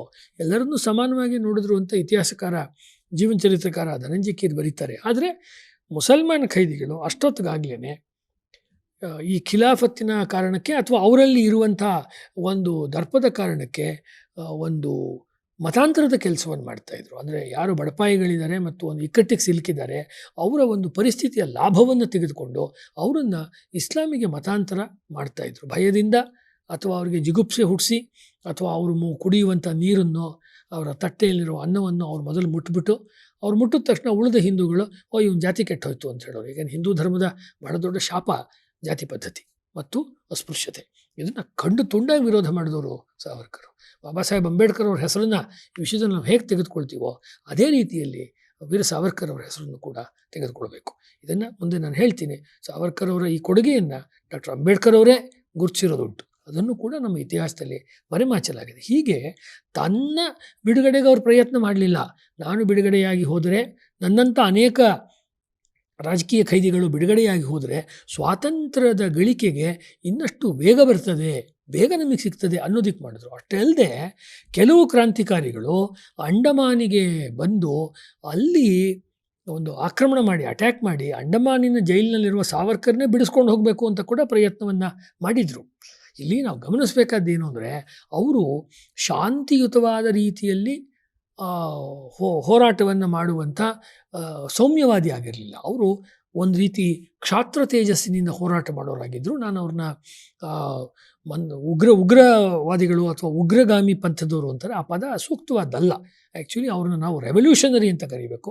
ಆ ರೆವಲ್ಯೂಷನರಿ ಮೂಮೆಂಟಿನಲ್ಲಿ ಸಾವರ್ಕರು ಇದ್ದಿದ್ದರಿಂದ ಮತ್ತು ಅವರು ಆ ಎಣ್ಣೆಗಾಣವನ್ನು ಸುತ್ತುವಂಥ ಒಂದು ಚಿತ್ರ ಒಂದು ಮ್ಯಾಗ್ಝೀನಲ್ಲಿ ಪ್ರಕಟ ಆಗಿಬಿಡ್ತು. ಅದು ಪ್ರಕಟವಾದಾಗ ಸಾವರ್ಕರ್ ಇಂಥ ಸ್ಥಿತಿಲಿದ್ದಾರಾ, ಸಾವರ್ಕರ್ ಈ ರೀತಿಯ ಕಷ್ಟವನ್ನು ಪಡ್ತಾ ಇದ್ದಾರಾ ಅಥವಾ ಬ್ರಿಟಿಷ್ನವರು ಅವ್ರಿಗೆ ಈ ರೀತಿಯ ಕಿರುಕುಳ ಕೊಡ್ತಾ ಇದ್ದಾರಾ ಅಂತ ಒಂದು ಅವೇರ್ನೆಸ್ಸು ಭಾರತದಾದ್ಯಂತ ಬಂದು ಒಂದು ಸಾವರ್ಕರ್ ಪರವಾದಂಥ ಲಹರಿ, ಒಂದು ಅಲೆ ನಮ್ಮ ದೇಶದಲ್ಲಿ ಎದ್ದೇಳ್ತು. ಇದೆಲ್ಲವೂ ಕೂಡ ಚರಿತ್ರೆಯಲ್ಲಿ ಮತ್ತೆ ಮತ್ತೆ ದಾಖಲು ಆಗಿರುವಂಥ ವಿಷಯ. ಸಾವರ್ಕರ್ ಅವರು ಈ ಕಾರಣಕ್ಕೋಸ್ಕರ ಅವರು ಬಿಡುಗಡೆಗೋಸ್ಕರ ಅವರು ಪ್ರಯತ್ನ ಮಾಡಿದ್ರು. ಒಂದು ಹಕ್ಕಿ ಬಿಡುಗಡೆ ಆಗೋದಕ್ಕೆ ಹೇಗೆ ಚಡಪಡಿಸುತ್ತೋ, ಒಂದು ಹುಲಿ ಒಂದು ಸೆರೆಮನಿಯಲ್ಲಿದ್ದರೆ ಅದು ಹೇಗೆ ಗುರುಗುಟ್ಟಿ ಆಚೆ ಬರುತ್ತೋ ಆ ರೀತಿ ಅವರು ಮಾಡಿದ್ರು. As A part of his total ಒಂದು ಮೂವ್, ಒಂದು ನಡೆ ಅವರು ಈ ಪತ್ರಗಳನ್ನು ಬರೆದರು. ಬ್ರಿಟಿಷ್ನವರು ಇವರು ನಂಬಲಿಲ್ಲ. ಅನೇಕ ವರ್ಷಗಳ ನಂತರ ಅವರು ಕಂಡೀಷನ್ ಮೇಲೆ ರಿಲೀಸ್ ಮಾಡ್ತಾರೆ. ಕಂಡೀಷನ್ ಮೇಲೆ ರಿಲೀಸ್ ಅಂದರೆ ಬರೀ ಅಂಡಮಾನಿಂದ ಕಳಿಸ್ತಾರೆ ಅಷ್ಟೇ. ಅಂಡಮಾನಿಂದ ಕಳಿಸ್ಬಿಟ್ಟು ಅವರನ್ನು ರತ್ನಗಿರಿಯಲ್ಲಿ, ಅದಕ್ಕಿಂತ ಮುಂಚೆ ಇನ್ನೊಂದು ಬೇರೆ ಅಲಿಪುರ್ ಜೈಲಿನಲ್ಲಿ ಇಟ್ಟಿರ್ತಾರೆ. ಆಮೇಲೆ ರತ್ನಗಿರಿ ಜೈಲಿಗೆ ಕರ್ಕೊಂಡ್ಬರ್ತಾರೆ, ಅಲ್ಲಿಡ್ತಾರೆ. ಅವ್ರಿಗೆ ಒಂದು ಕಠಿಣವಾದ ಶಿಕ್ಷೆಯನ್ನು ಕೊಡ್ತಾರೆ. ಅಂದರೆ ಮನೆಯಲ್ಲೇ ಇರಬೇಕು, ಅವ್ರು ಏನೇ ಬರೆದ್ರು ಮುಂಚೆ ನೋಡಬೇಕು. ಒಂದು ಕವನ ಬರೀಲಿ, ಕಾಗದ ಬರೀಲಿ, ಒಂದು ಭಾಷಣಕ್ಕೆ ಹೋಗಬೇಕು ಅಂದರೆ ಮೊದಲು ಪರ್ಮಿಷನ್ ಕೊಡಲ್ಲ. ಹೋಗಬೇಕಾದ್ರೆ ಏನು ಮಾತಾಡ್ತೀನಿ ಅಂತ ಪೂರ ಬರೀಬೇಕು. ರತ್ನಗಿರಿ ಜಿಲ್ಲೆ ಬಿಟ್ಟು ಅವರೆಲ್ಲೂ ಹೋಗಂಗಿಲ್ಲ. ಈ ರೀತಿ ಅವ್ರಿಗೆ ಮಾಡ್ತಾರೆ. ಪ್ರತಿಯೊಂದು ಕಡೆ ಅವರು ರೆಸ್ಟ್ರಿಕ್ಟ್ ಮಾಡೋದು, ನಿರ್ಬಂಧವನ್ನು ಹಾಕುವಂಥ ಕೆಲಸವನ್ನು ಸಾವರ್ಕರ್ಗೆ ಉದ್ದಕ್ಕೂ ಮಾಡ್ತಾರೆ. ಅದರ ಒಳಗೆ, ಆ ಮಿತಿ ಒಳಗಡೆ ಅವರು ಸಾಕಷ್ಟು ಪ್ರಮಾಣದಲ್ಲಿ ತಮಗೆ ಸಾಧ್ಯವಿರುವಷ್ಟು ಸಾಮಾಜಿಕ ಕಾರ್ಯಗಳನ್ನು, ಸೋಷಿಯಲ್ ರೆವಲ್ಯೂಷನರಿ ಆ್ಯಕ್ಟಿವಿಟೀಸನ್ನು ಅವರು ಮಾಡ್ತಾರೆ. ಮುಂಚೆ ಮಾಡಿದ್ದು ಇನ್ನೊಂದು ರೀತಿ ರೆವಲ್ಯೂಷನ್ನು, ಇಲ್ಲಿ ಮಾಡಿದ್ದು ಸಾಮಾಜಿಕ ಕ್ರಾಂತಿಯನ್ನು ಮಾಡ್ತಾರೆ. ಮಾಡುವಾಗ ನನಗೆ ಇನ್ನಷ್ಟು ನಂದು ಬಿಡುವಾಗಲಿ, ನನ್ನ ಕೈಗೆ ಹಾಕಿರುವಂಥ ಈ ನಿರ್ಬಂಧದ ಬೇಡಿ ಇನ್ನಷ್ಟು ಲೂಸ್ ಆಗಲಿ ಅಂತ ಅವರು ರತ್ನಗಿರಿಯಲ್ಲೂ ಇವ್ರು ಹೇಳುವಂಥ ಸೋಕಾಲ್ಡ್ ಕ್ಷಮಾಪಣಾ ಪತ್ರಗಳನ್ನು ಬರೀತಾರೆ. ನಾನೇ ಅವ್ರಿಗೆ ಡೇಟಾ ಕೊಡ್ತಾ ಇದ್ದೀನಿ. ಇವ್ರು ಬರೀ ಅಂಡಮಾನ್ ಹೇಳ್ತಾ ಇದ್ದಾರೆ. ಅಂಡಮಾನ್ ಮಾತ್ರ ಅಲ್ಲ, ರತ್ನಗಿರಿಯಲ್ಲಿ ಬರೀತಾರೆ. ಯಾಕಂದರೆ ಬಂಧನಕ್ಕೆ ಬಂದ ಗಿಳಿ ತನ್ನ ಬಂಧುವ ನೆನೆವಂತೆ ನೆನೆವನಯ್ಯ ಇದೆಯಲ್ವಾ, ಅಕ್ಕಮಹಾದೇವಿಯವ್ರದ್ದು ಮತ್ತು ವಚನಗಳಲ್ಲಿ ಬರುತ್ತಲ್ವ. ಒಂದು ಗಿಳಿ ಬಂಧನಕ್ಕೆ ಬಂದರೆ ಅದು ನಾನು ಬಿಡಿಸ್ಕೊಳ್ಳೋಕೆ ನೋಡುತ್ತೆ, ಒಂದು ಆನೆಯನ್ನು ಕಟ್ಟಾಕಿದ್ರೆ ಅದು ಬಿಡಿಸ್ಕೊಳ್ಳೋಕೆ ನೋಡೋದು. ಹಾಗೆ ನೋಡ್ತಾರೆ. ಬ್ರಿಟಿಷ್ನವ್ರಿಗೆ ಇವ್ರ ಬಗ್ಗೆ ಎಲ್ಲ ಸೀಕ್ರೆಟ್ ರಿಪೋರ್ಟ್ಸ್ ಗೊತ್ತಾಗ್ತಿರುತ್ತೆ. ಅಷ್ಟು ಸುಲಭಕ್ಕೆ ಈ ಮನುಷ್ಯನನ್ನು ಬಿಡುಗಡೆ ಮಾಡೋದಕ್ಕೆ ಅವರು ಒಪ್ಪೋದಿಲ್ಲ. ಸಾವರ್ಕರ್ ಅವರು ಒಟ್ನಲ್ಲಿ ಕ್ರಾಂತಿಕಾರಿ. ಆ ಕ್ರಾಂತಿಯ ಕಿಡಿ, ಕ್ರಾಂತಿಯ ಚಿಂಗಾರಿ ಅಂತ ಏನು ಹೇಳ್ತೀವಿ, ಅದು ಒಂದು ಕಡೆ ನಿಲ್ಲೋವಂಥದ್ದಲ್ಲ. ಅವ್ರನ್ನ ಅಂಡಮಾನ್ನಲ್ಲಿಟ್ಟರೆ ಗೋಡೆ ಮೇಲೆ ಕಾವ್ಯ ಬರೆದ್ರು. ಅಲ್ಲಿಂದ ಅವ್ರನ್ನ ಗಾಣಕ್ಕೆ ಹಾಕೋದು ಚಿತ್ರ ಬಂತು. ಅದು ಇಡೀ ಪ್ರಪಂಚದಲ್ಲಿ ಪ್ರಸಿದ್ಧವಾಗಿ he become a hero at the world level. ಆಮೇಲೆ ಜೈಲಿನಲ್ಲಿ ಅವರು ಸುಧಾರಣೆಗಳನ್ನು ತೆಗೆದುಕೊಂಡು ಬಂದರು. ಅಂದರೆ ಸಾವರ್ಕರ್ ಅವರ ಸಾಮಾಜಿಕ ಕ್ರಾಂತಿಯ ಕೆಲಸ ಶುರುವಾಗುವಂಥದ್ದು ಅಂಡಮಾನಿನಿಂದನೇ. ನಾವು ಅಂಡಮಾನಿನ ಕಾಲಾಪಾನಿ, ಎಲ್ಲವರು ಪಟ್ಟಂಥ ಕಷ್ಟ, ಅವರು ಅನುಭವಿಸಿದಂಥ ರೌರವ ನರಕ, ಇದ್ರ ಬಗ್ಗೆ ಹೇಳ್ತೀವಿ. ಅದು ಎರಡು ಮಾತಿಲ್ಲ ಹೇಳಬೇಕಾದ್ರೆ, ಯಾವುದಕ್ಕೂ ಬಗ್ಗದಂಥ ಒಂದು ಅದಮ್ಯ ಚೈತನ್ಯ, ಅವರು ಇಂಡಾಮಿಟಬಲ್ ಸ್ಪಿರಿಟ್ ಸಾವರ್ಕರ್. ಅವರು ಇರೋದ್ರಲ್ಲೇ ಏನೇನು ಸುಧಾರಣೆ ಮಾಡ್ಬೋದು ಅಂತ ಮಾಡಿದ್ರು. ಉದಾಹರಣೆಗೆ ಅನೇಕ ಸತಿ ನಾನು ಹಿಂದೆ ಹೇಳಿದ್ದೀನಿ. ಅವರು ಜೈಲಿನಲ್ಲಿ ಲೈಬ್ರರಿ ವ್ಯವಸ್ಥೆ ಇರಲಿಲ್ಲ. ಖೈದಿಗಳಿಗೆ ಬರೀ ಅಕ್ಷರ ಕಲಿಸೋದಲ್ಲ, ಅಕ್ಷರ ಕಲಿಸಿದ ಮೇಲೆ ಅವ್ರು ಏನು ಓದಬೇಕು, ಒಳ್ಳೊಳ್ಳೆ ಪುಸ್ತಕ ಓದಬೇಕಲ್ವ. ಅದಕ್ಕೋಸ್ಕರ ಅವ್ರಿಗೆ ಒಂದು ಸಣ್ಣ ಪುಟ್ಟ ಎಲ್ಲೆಲ್ಲಿ ಸಿಗುತ್ತೋ ಆ ಪುಸ್ತಕಗಳನ್ನೆಲ್ಲ ವ್ಯವಸ್ಥೆ ಮಾಡ್ತಾ ಶುರು ಮಾಡಿದ್ರು. ಅಂಡಮಾನ್ ಬಿಟ್ಟು ಬರೋ ಹೊತ್ತಿಗೆ ಅದೊಂದು ಸಾಕಷ್ಟು ಪುಸ್ತಕಗಳಿರುವಂಥ ಒಂದು ಲೈಬ್ರರಿಯಾಗಿ ಬೆಳೆದಿತ್ತು. ಅಂದರೆ ನಮ್ಮಲ್ಲಿ ಭಾರತದಲ್ಲಿ ರಾಜ್ಯ ಅಥವಾ ಕೇಂದ್ರ ಸರ್ಕಾರದಲ್ಲಿ ನಾವು ಲೈಬ್ರರಿ ಚಳವಳಿ ಅಂತ ಅನೇಕ ಪ್ರೋಗ್ರಾಮ್ಸ್ ನಡೆಯುತ್ತೆ. ಅಲ್ಲಿ ನಾವು ಎಸೆನ್ಷಿಯಲಿ ತೆಗೆದುಕೊಳ್ಬೇಕಾದಂಥ ಒಂದು ಮುಖ್ಯ ಲೈಬ್ರರಿಯ ಒಬ್ಬ ಸಮರ್ಥಕ, ಒಂದು ಗ್ರಂಥಾಲಯ ಚಳುವಳಿಯ ಸಮರ್ಥಕ ವೀರ್ ಸಾವರ್ಕರ್. ಇದು ಕೈದಿಗಳಲ್ಲಿರುವ ಓದಿನ ಮಟ್ಟ, ವಿದ್ಯಾಭ್ಯಾಸದ ಮಟ್ಟ, ಪ್ರಜ್ಞೆಯ ಮಟ್ಟ ಓದಿನ ಮೂಲಕ ಜಾಸ್ತಿ ಆಗಲಿ ಅನ್ನುವುದನ್ನು ಸಾವರ್ಕರ್ ಹೇಳಿದರು. ಯಾಕೆ ಅಂದರೆ ಸಾವರ್ಕರ್ ಪುಸ್ತಕ ಪ್ರೇಮಿ, ಸಾವರ್ಕರ್ ಲೇಖಕ. ಇದನ್ನು ನಾವು ಗಮನಿಸಬೇಕು. ಎರಡನೇದು, ಜೈಲಿನಲ್ಲಿದ್ದಂಥ ಕೈದಿಗಳಲ್ಲಿ ಒಂದು ಶಿಸ್ತು ತಂದರು. ಅವರು ಯೋಗ ಮಾಡೋದು, ಪ್ರಾಣಾಯಾಮ ಮಾಡೋದು, ಒಳ್ಳೆಯ ವಿಚಾರಗಳನ್ನು ಅವರು ತಿಳ್ಕೊಳ್ಳುವಂಥದ್ದು, ಇದನ್ನು ಮಾಡ್ತಿದ್ರು. ಯಾವಾಗ ಅವ್ರಿಗೆ ಸಂದರ್ಭ ಸಿಗುತ್ತೋ ನಿಧಾನಕ್ಕೆ ಆ ಜೈಲಿನಲ್ಲಿರ್ತಕ್ಕಂಥ ಖೈದಿಗಳಿಗವರು ಕಥೆಯನ್ನು ಹೇಳ್ತಾಯಿದ್ರು. ಆ ಕಥೆಯನ್ನು ಅವರು ರಾಮಾಯಣ ಮಹಾಭಾರತದಿಂದಲೂ ಹೇಳ್ತಾಯಿದ್ರು. ಅಥವಾ ಮದನ್ ಲಾಲ್ ಧೀಂಗ್ರಾ ಇತ್ಯಾದಿ ಕ್ರಾಂತಿಕಾರಿಗಳ ಜೀವನದ ಚರಿತ್ರೆಯನ್ನು ಹೇಳಿ ಆ ಖೈದಿಗಳನ್ನು ಕೂಡ, ಅಂದರೆ ರಾಜಕೀಯ ಖೈದಿಗಳನ್ನು ಮಾತ್ರವಲ್ಲ, ಬೇರೆ ಬೇರೆ ಅಪರಾಧಗಳನ್ನು, ಕ್ರೈಮ್ಗಳನ್ನು ಮಾಡಿ ಬಂದಂಥ ಖೈದಿಗಳನ್ನು ಕೂಡ ಸ್ವಾತಂತ್ರ್ಯ ಹೋರಾಟಗಾರರನ್ನಾಗಿ ಅವರು ಪರಿವರ್ತನೆ ಮಾಡ್ತಾಯಿದ್ರು. ಈ ಕೆಲಸವನ್ನು ಮಾಡಿದ್ರು. ಮೂರನೇದು, ಅಲ್ಲಿ ಅಸ್ಪೃಶ್ಯತೆ ಸ್ಪೃಶ್ಯತೆ ಅನ್ನುವಂಥ ಭೇದ ಭಾವ ಇತ್ತು. ಇನ್ನೊಬ್ಬರು ಊಟ ನಾನು ಮುಟ್ಟಲ್ಲ, ಇನ್ನೊಬ್ಬರು ಒಂದು ಲೋಟವನ್ನು ಕೂಡ ನಾನು ಮುಟ್ಟಲ್ಲ, ಈ ರೀತಿ ಇತ್ತು. ಇದನ್ನು ಅಲ್ಲಿರ್ತಕ್ಕಂಥ ಪಠಾಣ ಜೈಲಿನ ವಾರ್ಡನ್ಗಳು ಅದನ್ನು ಮಿಸ್ಯೂಸ್ ಮಾಡಿಕೊಂಡು, ನೀವು ಅವರು ಆಹಾರವನ್ನು ಇವರು ಮುಟ್ಬಿಡ್ತಿದ್ರು. ಹಿಂದೂ ಖೈದಿಗಳು ಊಟ ಮಾಡೋದಕ್ಕಿಂತ ಮುಂಚೆ ಆ ತಟ್ಟೆಯನ್ನು ಲೋಟವನ್ನು ಮುಟ್ತಿದ್ರು. ಹಾಗಾಗಿ ಅವ್ರು ಹಸಿವಿನಿಂದ ಇರಬೇಕಾಗ್ತಿತ್ತು. ಇಡೀ ದಿವಸ ಕಷ್ಟಪಟ್ಟು ಕೆಲಸ ಮಾಡ್ತಿದ್ರು, ಹೊಟ್ಟೆಗೂ ಇರ್ತಿರಲಿಲ್ಲ. ಕೊನೆಗೆ ಹೀಗೆ ನರಳಿ ದಮ್ಮಯ್ಯ ನನಗೆ ನೀನು ನನ್ನ ತಟ್ಟೆಯನ್ನು ಮುಟ್ಟಬೇಡ ಅಂದಾಗ, ಹಾಗಾಗಿ ನೀನು ಇಸ್ಲಾಮಿಗೆ ಬಂದುಬಿಡು ಅಂತ ಪರಿವರ್ತನೆಯನ್ನು, ಮತಾಂತರವನ್ನು ಮಾಡುವ ನಡೀತಿತ್ತು. ಮತ್ತು ಜೈಲಿನ ವಾರ್ಡನ್ಗಳು ಗೊತ್ತಿಲ್ಲದೇನೋ ಅವರು ಅದಕ್ಕೆ ಕಣ್ಣು ಮುಚ್ಕೊಂಡಿದ್ರು. ಸಾವರ್ಕರ್ ಈ ಒಂದು ರಹಸ್ಯವಾದ ಮತ್ತು ಬಲಾತ್ಕಾರದ ಮತಾಂತರದ ವಿರುದ್ಧ ಅವರು ದನಿಯನ್ನು ಎತ್ತಿದ್ರು. ಜೈಲರಿಗೆ ಅವ್ರು ಹೇಳಿದ್ರು, ನೀವು ಈ ರೀತಿ ಮಾಡೋದಲ್ಲ. ಯಾರಿಗಾದರೂ ಅವರ ರಿಲಿಜನ್ನಲ್ಲಿ ನಂಬಿಕೆ ಹೋಗಿ ಬೇರೆ ಕಡೆ ಅವ್ರಿಗೆ ಆಸಕ್ತಿ ಬಂತು ಅಂದರೆ ಅವ್ರು ಹೋಗಲಿ, ಅದು ಅವರ ಸ್ವಂತ ನಿರ್ಧಾರದ ಮೇಲೆ ಹೋಗಬೇಕು ಮತ್ತು ಜೈಲಿನವರ ಗಮನಕ್ಕೆ ಅದನ್ನು ಅವರು ತರಬೇಕು.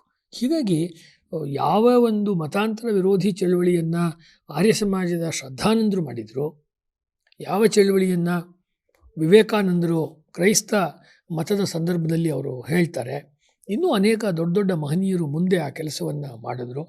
ಆ ಕೆಲಸವನ್ನು ಜೈಲಿನಲ್ಲಿ ಇದ್ದುಕೊಂಡು ತಾನೇ ಬಂಧನದಲ್ಲಿರುವವರು ಅಸ್ಪೃಶ್ಯತೆಯ ವಿರುದ್ಧ ಹೋರಾಟ ಮಾಡಿ ಅಸ್ಪೃಶ್ಯರ ಬಿಡುಗಡೆಗೋಸ್ಕರ ಹೋರಾಟ ಮಾಡಿದರು ಅಂದರೆ ಅವರ ವ್ಯಕ್ತಿತ್ವ ಎಷ್ಟು ಗಟ್ಟಿಯಾದಂಥ ವ್ಯಕ್ತಿತ್ವ ಅನ್ನೋದು ನಮಗೆ ಗೊತ್ತಾಗುತ್ತೆ. ಇದನ್ನೆಲ್ಲ ಭಾಳ ಸೈಲೆಂಟಾಗಿ, ತುಂಬ ಇಂಟೆಲಿಜೆಂಟಾಗಿ ಸಾವರ್ಕರು ಮಾಡ್ತಿದ್ರು.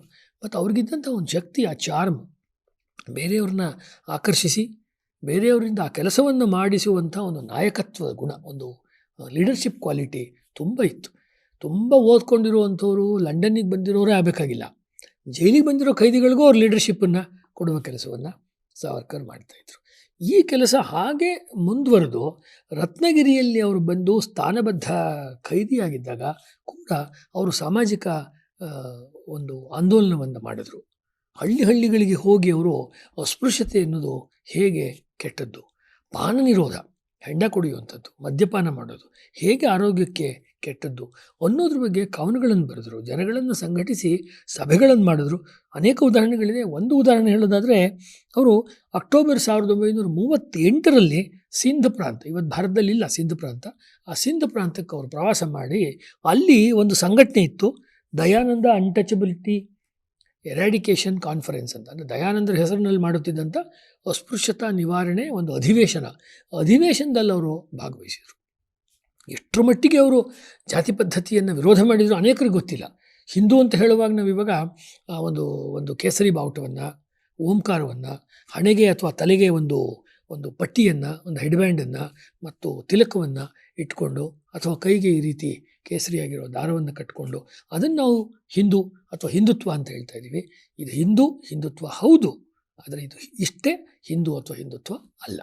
ಯಾಕಂದರೆ ನಾವೆಲ್ಲರೂ ಹಿಂದೂಗಳಾಗಿದ್ದರೆ, ಮೊದಲು ನಾವೆಲ್ಲರೂ ಭಾರತೀಯರಾಗಿದ್ದರೆ ಮತ್ತು ನಾವೆಲ್ಲರೂ ಹಿಂದೂಗಳಾಗಿದ್ದರೆ, ನಾವು ಒಗ್ಗಟ್ಟಾಗಿಲ್ಲ ಅಂತ ಹೇಳಿದ್ರೆ ಸುಮ್ಮನೆ ನಾವು ಹಿಂದೂಗಳು ಅಂತ ಹೇಳ್ಕೊಂಡು ಏನು ಪ್ರಯೋಜನ? ನಮ್ಮಲ್ಲಿ ಇರ್ತಕ್ಕಂತಹ ಈ ಕಾಲಬಾಹ್ಯವಾದ ಮನುಷ್ಯನನ್ನು ಪ್ರಾಣಿಯಂತೆ ನಡೆಸಿಕೊಳ್ಳುವ, ಮನುಷ್ಯನನ್ನು ಅಥವಾ ಹೆಣ್ಣನ್ನು ಗಂಡನ್ನು ಗುಲಾಮರಂತೆ ಅನ್ಟಚಬಲ್ಸ್ ಅಂತೆ ನಡೆಸಿಕೊಳ್ಳುವುದು ಯಾವುದೇ ಶಾಸ್ತ್ರದಲ್ಲಿರಲಿ, ಯಾವುದೇ ಸಂಸ್ಕೃತ ಗ್ರಂಥದಲ್ಲಿರಲಿ ಅಥವಾ ಮರಾಠಿ ಗ್ರಂಥದಲ್ಲಿ ಅದು ತ್ಯಾಜ್ಯ, ಅದು ಒಪ್ಪತಕ್ಕದ್ದಲ್ಲ, ಅದು ಔಟ್ಡೇಟೆಡ್ ಅನ್ನೋದನ್ನು ಬಹಳ ಬಹಳ ಬಹಳ ಸ್ಪಷ್ಟವಾಗಿ ತುಂಬ ತೀಕ್ಷ್ಣವಾದ ಒರಟು ಭಾಷೆಯಲ್ಲಿ ಸಾವರ್ಕರ್ ಹೇಳ್ತಾರೆ. ಈ ಕಾರಣಕ್ಕೆ ಪೂನಾದಲ್ಲಿ, ಮಹಾರಾಷ್ಟ್ರದಲ್ಲಿ ಅವರನ್ನು ಮೆಚ್ಚುವವರೆಷ್ಟಿದ್ರೋ ಅವರನ್ನು ದ್ವೇಷಿಸುವವರು, ಅವರನ್ನು ದೂಷಿಸುವವರು, ಅವರನ್ನು ಕಂಡ್ರೆ ಆಗದೇ ಇರೋರು ದೊಡ್ಡ ಪ್ರಮಾಣದಲ್ಲಿದ್ದರು. ಅಂಥ ಸಾವರ್ಕರ್ನ ಇವತ್ತು ಬ್ರಾಹ್ಮಣವಾದಿ, ಮನುವಾದಿ ಅಂತ ತಪ್ಪಾಗಿ ಬೇಕಂತಲೇ ಅಥವಾ ಅಜ್ಞಾನದಿಂದ ಬಿಂಬಿಸುವಂಥ ಪ್ರಯತ್ನ ನಮ್ಮಲ್ಲಿ ನಡ್ಕೊಂಡು ಬಂದಿದೆ. ಅವರಿಗೆ ಸಾವರ್ಕರ್ ಬಗ್ಗೆ ಏನೂ ಗೊತ್ತಿಲ್ಲ, ಎಂಟಾಣೆ ಜ್ಞಾನ ಕೂಡ ಇಲ್ಲ ಅಂತ ನಾವು ಹೇಳ್ಬೋದು. ಯಾಕೆ ಅಂದರೆ ಸಾವರ್ಕರ್ ಲಿಟ್ರೇಚರ್ನ ಓದಿಲ್ಲ. ಅನೇಕ ಲೇಖನಗಳಲ್ಲಿ, ಪುಸ್ತಕಗಳಲ್ಲಿ ಸಾವರ್ಕರ್ ಅವರು ಅಸ್ಪೃಶ್ಯತೆಯ ಬಗ್ಗೆ ತುಂಬ ಕಠಿಣವಾದ ಮಾತುಗಳನ್ನು ಹೇಳಿದ್ದಾರೆ. ಉದಾಹರಣೆಗೆ ಒಂದು ಸರ್ತಿ ಅವ್ರು ಹೇಳ್ತಾರೆ, ನಾನು ತೀರ್ಕೊಂಡ್ರೆ ನನಗೆ ನಿಮ್ಮ ಹುಟ್ಟಿನಿಂದ ಅವರು ಚಿತ್ಪಾವನ ಬ್ರಾಹ್ಮಣರು, ಅದರಲ್ಲಿ ಅವ್ರಿಗೆ ನಂಬಿಕೆ ಇರಲಿಲ್ಲ, ಜನಿವಾರ ನಂಬಿಕೆ ಇರಲಿಲ್ಲ, ಹಾಕಿರಲಿಲ್ಲ, ಮಗನಿಗೆ ಉಪನಯನ ಮಾಡಿಸಿರಲಿಲ್ಲ ಅವರು. ಅವನಿಗೆ ಇಷ್ಟ ಇದ್ರೆ ಅವನೇನೋ ಮಾಡ್ಕೊಳ್ಳಿ, ನಮ್ಮ ಮನೆಯಲ್ಲಿ ನಾನು ತಂದೆಯಾಗಿ ಇದನ್ನೆಲ್ಲ ಮಾಡೋ ಅವಶ್ಯಕತೆ ಇಲ್ಲ ಅಂತ ಹೇಳಿದರು. ಅಂದರೆ ರಿಚುವಲ್ಸೇ ಹಿಂದೂಯಿಸಮ್ ಅಲ್ಲ, ಕೇವಲ ಆಚರಣೆಗಳೇ ಹಿಂದೂ ಧರ್ಮ ಅಲ್ಲ. ಇವತ್ತೇನಾಗಿದೆ, ಆಚರಣೆನೇ ಹಿಂದೂ ಧರ್ಮ ಅಂತ ನಾವು ಮಾತಾಡ್ತಾ ಇದ್ದೀವಿ.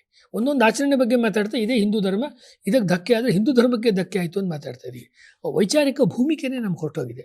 ಹೀಗಾಗಿ ಲೆಫ್ಟಿಸ್ಟ್ ಇರ್ಬೋದು, ಬೇರೆ ರೀತಿ ವಿಚಾರವಾದಿಗಳು ಈ ಹಿಂದುತ್ವವನ್ನು ಚರ್ಚೆ ಮಾಡೋರನ್ನ ಭಾಳ ಸುಲಭವಾಗಿ ಅವ್ರನ್ನ ಟ್ರ್ಯಾಪ್ ಮಾಡುವಂಥದ್ದು, ಸಿಲುಕಿಸುವಂಥದ್ದು ನಡೀತಾ ಇದೆ. ಸಾವರ್ಕರ್ ಇದಕ್ಕೆ ಆಸ್ಪದವನ್ನು ಕೊಡಲಿಲ್ಲ. ಅವಾಗ ನಾನು ಹೇಳ್ತಾ ಇದ್ದೆ, ನಾನು ಸತ್ತಾಗ 2 ಸತಿ ಹೇಳಿದ್ರು ಸ್ಟೇಟ್ಮೆಂಟು, ನನ್ನನ್ನು ಬೇರೆ ಬೇರೆ 4 ಬೇರೆ ಬೇರೆ ಜಾತಿಯವರು ನನ್ನ ಹೆಣವನ್ನು ಹೊರಬೇಕು. ಬ್ರಾಹ್ಮಣ ಇರ್ಬೋದು, ಮಹಾರ್ ಇರ್ಬೋದು, ಮಾಂಗ್ ಇರ್ಬೋದು, ಇನ್ನೊಂದು ಜಾತಿ ಭಂಗಿ ಇರ್ಬೋದು, ಅವರು ನನ್ನ ಹೆಣವನ್ನು ಹೊತ್ತು ಸಾಗಿಸ್ಬೇಕು ಅಂತ ಹೇಳಿದ್ರು. ಆಮೇಲೆ ಹೇಳಿದ್ರು, ಇನ್ನೊಂದಷ್ಟು ಕಾಲ ಆದಮೇಲೆ ಮನುಷ್ಯರು ಹೊರೋ ಪ್ರಶ್ನೆನೇ ಬೇಡ, ವಿಜ್ಞಾನ ಇಷ್ಟು ಬೆಳೆದಿದೆ, ಒಂದು ವೆಹಿಕಲಲ್ಲಿ ತೊಗೊಂಡು ಹೋಗಿಬಿಟ್ಟು, ಅಂದರೆ ಯಂತ್ರಚಾಲಿತ ವಾಹನದಲ್ಲಿ ತೆಗೆದುಕೊಂಡು ಹೋಗಿ ಎಲೆಕ್ಟ್ರಿಕ್ ಕ್ರೆಮಿಟೋರಿಯಂನಲ್ಲಿ, ಅಂದರೆ ಕಟ್ಟಿಗೆಯನ್ನು ಸುಟ್ಟು ಅಥವಾ ಸೌದೆಯನ್ನು ಸುಟ್ಟು ನನ್ನನ್ನು ಸುಡಬೇಕಾಗಿಲ್ಲ, ಅದನ್ನು ಬಳಸಿ ಎಲೆಕ್ಟ್ರಿಕ್ ಕ್ರೆಮಿಟೋರಿಯಂನಲ್ಲಿ ನನ್ನನ್ನು ಸುಡಬಹುದು ಅಂತ ಹೇಳಿದ್ರು. ಮತ್ತು ಬಹಳ ಮುಖ್ಯವಾಗಿ ಪ್ರಾಪರ್ಟಿ ರೈಟ್ಸ್ನಲ್ಲಿ, ಸಾಮಾಜಿಕ ಕ್ರಾಂತಿಯಲ್ಲಿ ಒಂದು ವಿಷಯ, ಇವತ್ತು ನಾವು ಹೆಣ್ಣುಮಕ್ಕಳ ಸಮಾನತೆ ಬಗ್ಗೆ ಭಾಳ ಮಾತಾಡ್ತೀವಿ. ಎಷ್ಟು ಶೋಷಣೆ ಇವತ್ತಿಗೂ ಕೂಡ ಹೆಣ್ಮಕ್ಳದ್ದು ನಮ್ಮ ಸಮಾಜದಲ್ಲಿ ನಡೀತಾ ಇದೆ. ಭಾರತೀಯ ಸಮಾಜದಲ್ಲಿ ನಡೆಯುತ್ತೆ, ಬೇರೆ ಬೇರೆ ಸಮಾಜಗಳಲ್ಲಿ ನಡೆಯುತ್ತೆ, ಹಿಂದೂ ಸಮಾಜದಲ್ಲೂ ನಡೆಯುತ್ತೆ. ಅದನ್ನು ಕಠೋರವಾಗಿ ವಿರೋಧ ಮಾಡಿ, ಆಸ್ತಿಯಲ್ಲಿ ಅವ್ರಿಗೇನು ಭಾಳ ಆಸ್ತಿ ಇರಲಿಲ್ಲ, ಅವರು ವಿಲ್ ಬರೆದಾಗ ತನ್ನ ಮಗಳಿಗೆ ತಮ್ಮ ಮಗನಿಗಿಂತ ಹೆಚ್ಚಿನ ಪಾಲಿನ ಆಸ್ತಿಯನ್ನು ತಮ್ಮ ವಿಲ್ನಲ್ಲಿ ಬರೆದಿಟ್ಟಂಥ ಸಾಮಾಜಿಕ ಕ್ರಾಂತಿಕಾರಿ ಸಾವರ್ಕರ್. ಇವ್ರನ್ನ ಓದಬೇಕಲ್ವಾ, ಇವ್ರ ಬಗ್ಗೆ ನಾವು ಅಧ್ಯಯನ ಮಾಡಬೇಕಲ್ವಾ, ಇಲ್ಲಾಂದರೆ ಬಾಯಿಗೆ ಬಂದಂತೆ ನಾವು ಮಾತಾಡೋದ್ರಲ್ಲಿ ಏನಾದ್ರು ಅರ್ಥ ಇದೆಯಾ? ಜೈ ಹಿಂದ್, ಕದಂ ಕದಂ ಬಡಾಯಜ, ಈ ರೀತಿ ಹಾಡುಗಳನ್ನು ನಾವು ಕೇಳಿರ್ತೀವಿ. ಈ ಜೈ ಹಿಂದ್ ಘೋಷಣೆಯನ್ನು ನಮಗೆ ಕೊಟ್ಟವರು ನೇತಾಜಿ ಸುಭಾಷ್ ಚಂದ್ರ ಬೋಸ್. ನೇತಾಜಿ ಹೆಸರು ಕೇಳಿದರೆ ಈಗಲೂ ಕೂಡ ನಮಗೆ ರೋಮಾಂಚನ ಆಗುತ್ತೆ, ಯುವತಿಯರ ಮನಸ್ಸಿನಲ್ಲಿ, ಹಿರಿಯರ ಹೃದಯದಲ್ಲಿ. ನೇತಾಜಿಯವರು 1945 ಆಗಸ್ಟ್ 18 ಆದಮೇಲೆ ಬದುಕಿದ್ರ, ಏನಾದರೂ ಅವರು ಅನೇಕ ದೀರ್ಘಕಾಲ ಬದುಕಿದ್ರ, ಇತ್ಯಾದಿ ಪ್ರಶ್ನೆಗಳಿದೆ. ಆ ಪ್ರಶ್ನೆಯನ್ನು ನಾನು ಇವತ್ತು ತೆಗೆದುಕೊಳ್ಳೋಕೆ ಹೋಗ್ತಿಲ್ಲ, ಅದ್ರ ಬಗ್ಗೆ ಒಂದು ಪುಸ್ತಕ ಬರ್ತಾ ಇದೆ ನನ್ನದು, ಅದರಲ್ಲಿ ನೋಡೋಣ. ಆದರೆ ನೇತಾಜಿಯವರು ಮತ್ತು ಝಾನ್ಸಿ ರಾಣಿ ಲಕ್ಷ್ಮೀಬಾಯಿ ಮತ್ತು ನಾನಾ ಸಾಹೇಬ್ ಪೇಶ್ವಾ, ಅಂದರೆ 1857 ಬಂದಂಥ ಝಾನ್ಸಿ ರಾಣಿ ಲಕ್ಷ್ಮೀಬಾಯಿ ಮತ್ತು ಉಳಿದಂಥ ಕ್ರಾಂತಿಕಾರಿಗಳು, ಮತ್ತು 1942-43ರಿಂದ 45 ತನಕ ಹೋರಾಟ ಮಾಡಿದಂಥ ನೇತಾಜಿ ಸುಭಾಷ್ ಚಂದ್ರ ಬೋಸ್ ಅವರ ಇಂಡಿಯನ್ ನ್ಯಾಷನಲ್ ಆರ್ಮಿ, ಇದರ ಮಧ್ಯದಲ್ಲಿ ಏನಾದರೂ ಸಾವರ್ಕರ್ ಬಂದಿಲ್ಲ ಅಂತಿದ್ರೆ, ಹೇಗೆ 1857 ವಾರನ್ನು ಸಿಪಾಯಿ ದಂಗೆ ಅಂತ ಕರೆದ್ರು ಇತಿಹಾಸಕಾರರು, ಹಾಗೆ ನೇತಾಜಿಯವರು ಮಾಡಿದ ಅಯ್ಯನ್ಯ ಹೋರಾಟವನ್ನು ಕೂಡ 2ನೇ ಸಿಪಾಯಿ ದಂಗೆ ಅಂತ ಕರೆದು ಆ ಚಾಪ್ಟರ್ನ ಮುಗಿಸ್ಬಿಡ್ತಾಯಿದ್ರು. ಈ ಮಧ್ಯದಲ್ಲಿ ಬಂದಂಥ ಸಾವರ್ಕರ್ ಅವರು 1857ರ ಪ್ರಥಮ ಸ್ವಾತಂತ್ರ್ಯ ಸಂಗ್ರಾಮ ಅಂಥೇಳಿ ಪುಸ್ತಕವನ್ನು ಇಂಗ್ಲೆಂಡಿನ ಒಂದು ಬಹಳ ಅಮೂಲ್ಯವಾದ ದಾಖಲೆಗಳು ಸಿಗುವಂಥ ಲೈಬ್ರರಿಗಳಲ್ಲಿ, ಆರ್ಕೈವ್ಗಳಲ್ಲಿ ಕೂತ್ಕೊಂಡು ಬ್ರಿಟಿಷ್ ಅಧಿಕಾರಿಗಳು ಬರೆದಿರುವ ದಾಖಲೆಗಳು ಮತ್ತು ಅನೇಕ ರಹಸ್ಯ ದಾಖಲೆಗಳೆಲ್ಲವನ್ನು ಅವರು ಪಡೆದುಕೊಂಡ್ರು. ಅದಕ್ಕೆ ಬೇಕಾದಂಥ ಚಾಣಾಕ್ಷತನ ಅವರಲ್ಲಿತ್ತು. ತುಂಬ ಯಂಗ್ ಏಜಲ್ಲಿ ಅವ್ರು ಬರೆದರು. ಅದು ಇನ್ನೊಂದು ಕತೆ, ನಾನು ಅದನ್ನು ಹೇಳ್ತಿಲ್ಲ ಈಗ. ಅದರ ಮುಂದುವರಿಕೆಯಾಗಿ ಆ ಪುಸ್ತಕವನ್ನು ಓದಿ 100 ಜನ, 1000 ಜನ ಸಾಮಾನ್ಯ ಜನಗಳು ಮತ್ತು 10 ಜನ ಕ್ರಾಂತಿಕಾರಿ ನಾಯಕರು, ಬರೀ ಕ್ರಾಂತಿಕಾರಿಗಳಲ್ಲ, ಕ್ರಾಂತಿ ರೆವಲ್ಯೂಷನರಿ ಲೀಡರ್ಸ್ ಅದರಿಂದ ಪ್ರಭಾವಿತರಾದರು. ಮುಂದೆ ಮೊದಲಿಗೆ ಅವರ ಅಣ್ಣ ಬಾಬಾರಾವ್ ಸಾವರ್ಕರ್ ಪುಸ್ತಕವನ್ನು ಅಚ್ಚು ಮಾಡಿದರು 1857ನ. ಅದಾದಮೇಲೆ ಇಬ್ಬರಿಗೂ ಕೂಡ ಕಾಲಾಪಾನಿ ಆಯಿತು, ಅಂಡಮಾನ್ಗೆ ಹೋದರು. ನಂತರದ ಎಡಿಷನನ್ನು ಅವರು ಮಾಡಿದಂಥ ಹಿಂದೂಸ್ತಾನ್ ಸೋಷಿಯಲಿಸ್ಟ್ ರಿಪಬ್ಲಿಕನ್ ಆರ್ಮಿ, ಆ ಒಂದು ಕ್ರಾಂತಿಕಾರಿ ಸಂಘಟನೆಯ ನಿಧಿ ಸಂಗ್ರಹಕ್ಕೋಸ್ಕರ ಭಗತ್ ಸಿಂಗ್ ಮಾಡಿದರು. ಇವತ್ತೇನು ಹೇಳ್ತಾರೆ, ಭಗತ್ ಸಿಂಗ್ ಎಷ್ಟು ವೀರಾವೇಶದಿಂದ ಕ್ರಾಂತಿಕಾರಿಯಾಗಿದ್ದು, ಆತ ಅಸೆಂಬ್ಲಿಯಲ್ಲಿ ಬಾಂಬ್ ಹಾಕಿ ಆತ ನೇಣಿಗೆ ಹೋದ, ಸಾವರ್ಕರ್ ಕ್ಷಮೆ ಕೇಳಿದ್ರು ಅಂತ. ಸಾವರ್ಕರ್ ಬಗ್ಗೆ ಭಗತ್ ಸಿಂಗಿಗೆ ಎಷ್ಟು ಗೌರವ ಇತ್ತು ಅಂತ ಹೀಗೆ ಹೇಳೋರಿಗೆ ಮಾಹಿತಿನೇ ಇಲ್ಲ. ಸಾವರ್ಕರ್ನ ಆತ ತುಂಬ ಆರಾಧ್ಯ ದೈವದ ಮಟ್ಟದಲ್ಲಿ ಇಟ್ಟು ಪೂಜಿಸ್ತಿದ್ದ ಅಥವಾ ಗೌರವಿಸ್ತಿದ್ದ. ಕೊನೆಯಲ್ಲಿ ಆತ ಜೈಲಿನಲ್ಲಿ ನೇಣು ಹಾಕಬೇಕು ಅನ್ನೋ ಸಮಯದಲ್ಲಿ ಕೂಡ ಓದುತ್ತಿದ್ದಂಥ ಪುಸ್ತಕ ಸಾವರ್ಕರ್ ಬರೆದಂಥ ಪುಸ್ತಕ. ಇದು ಭಗತ್ ಸಿಂಗ್ಗೆ ಅವನ ಚರಿತ್ರಕಾರರೇ ದಾಖಲು ಮಾಡಿರುವಂಥ ಅಂಶ. ಅದು ಇನ್ನೊಂದು ಪಾಯಿಂಟ್. ಯಾರಾದರೂ ಭಗತ್ ಸಿಂಗ್ ಮತ್ತು ಸಾವರ್ಕರ್ ಬಗ್ಗೆನೇ ದೀರ್ಘವಾಗಿ ಅಧ್ಯಯನ ಮಾಡ್ಬೋದು, PhD ಮಾಡ್ಬೋದು, ಅದೊಂದು ಬೇರೆ ವಿಷಯ. ನಂತರದಲ್ಲಿ ಆ ಪುಸ್ತಕ 1857 ಇವನು ಸರ್ದಾರ್ ಭಗತ್ ಸಿಂಗ್ ಅಚ್ಚು ಮಾಡಿದ. ನಂತರದಲ್ಲಿ ಅದನ್ನು ಇಂಗ್ಲೀಷ್ನಲ್ಲಿ ಮತ್ತು ತಮಿಳಿಗೆ ಮಣಿ ಅನ್ನೋರ ಕೈನಲ್ಲಿ ಅನುವಾದ ಮಾಡಿಸಿ ನೇತಾಜಿ ಸುಭಾಷ್ ಚಂದ್ರ ಬೋಸ್ ತಮ್ಮ ಸೈನಿಕರಿಗೆ ಓದುವ ಭಗವದ್ಗೀತೆಯಾಗಿ ಅದನ್ನು ಕೊಟ್ಟರು. ಸೈನಿಕರ ಭಗವದ್ಗೀತೆ ರೂಪದಲ್ಲಿ ಸಾವರ್ಕರ್ ಬರೆದಂಥ 1857 ಕೊಟ್ಟರೆ, ಅಂದರೆ ಸಾವರ್ಕರ್ ಶುರು ಮಾಡಿದ ಹೋರಾಟದ ಒಂದು ನಂದಾದೀಪ ಭಗತ್ ಸಿಂಗಲ್ಲಿ ಉರಿತು, ಮುಂದಕ್ಕೆ ಬಂದು ಅದು ನೇತಾಜಿ ತನಕನೂ ಮುಂದುವರಿತು. ಮತ್ತು ನೇತಾಜಿಯವರು ರಷ್ಯಾವನ್ನು ಬಿಟ್ಟರೆ ಅದುವರೆಗೂ ಪ್ರಪಂಚದ ಯಾವ ಸೈನ್ಯದಲ್ಲೂ ಕೂಡ ಹೆಣ್ಮಕ್ಳಿಗೆ ಸೈನ್ಯದಲ್ಲಿ ರೆಕ್ರೂಟೇ ಮಾಡ್ತಿರಲಿಲ್ಲ. ಹೆಣ್ಮಕ್ಳಿಗೆ ಅವಕಾಶ ಇರಲಿಲ್ಲ.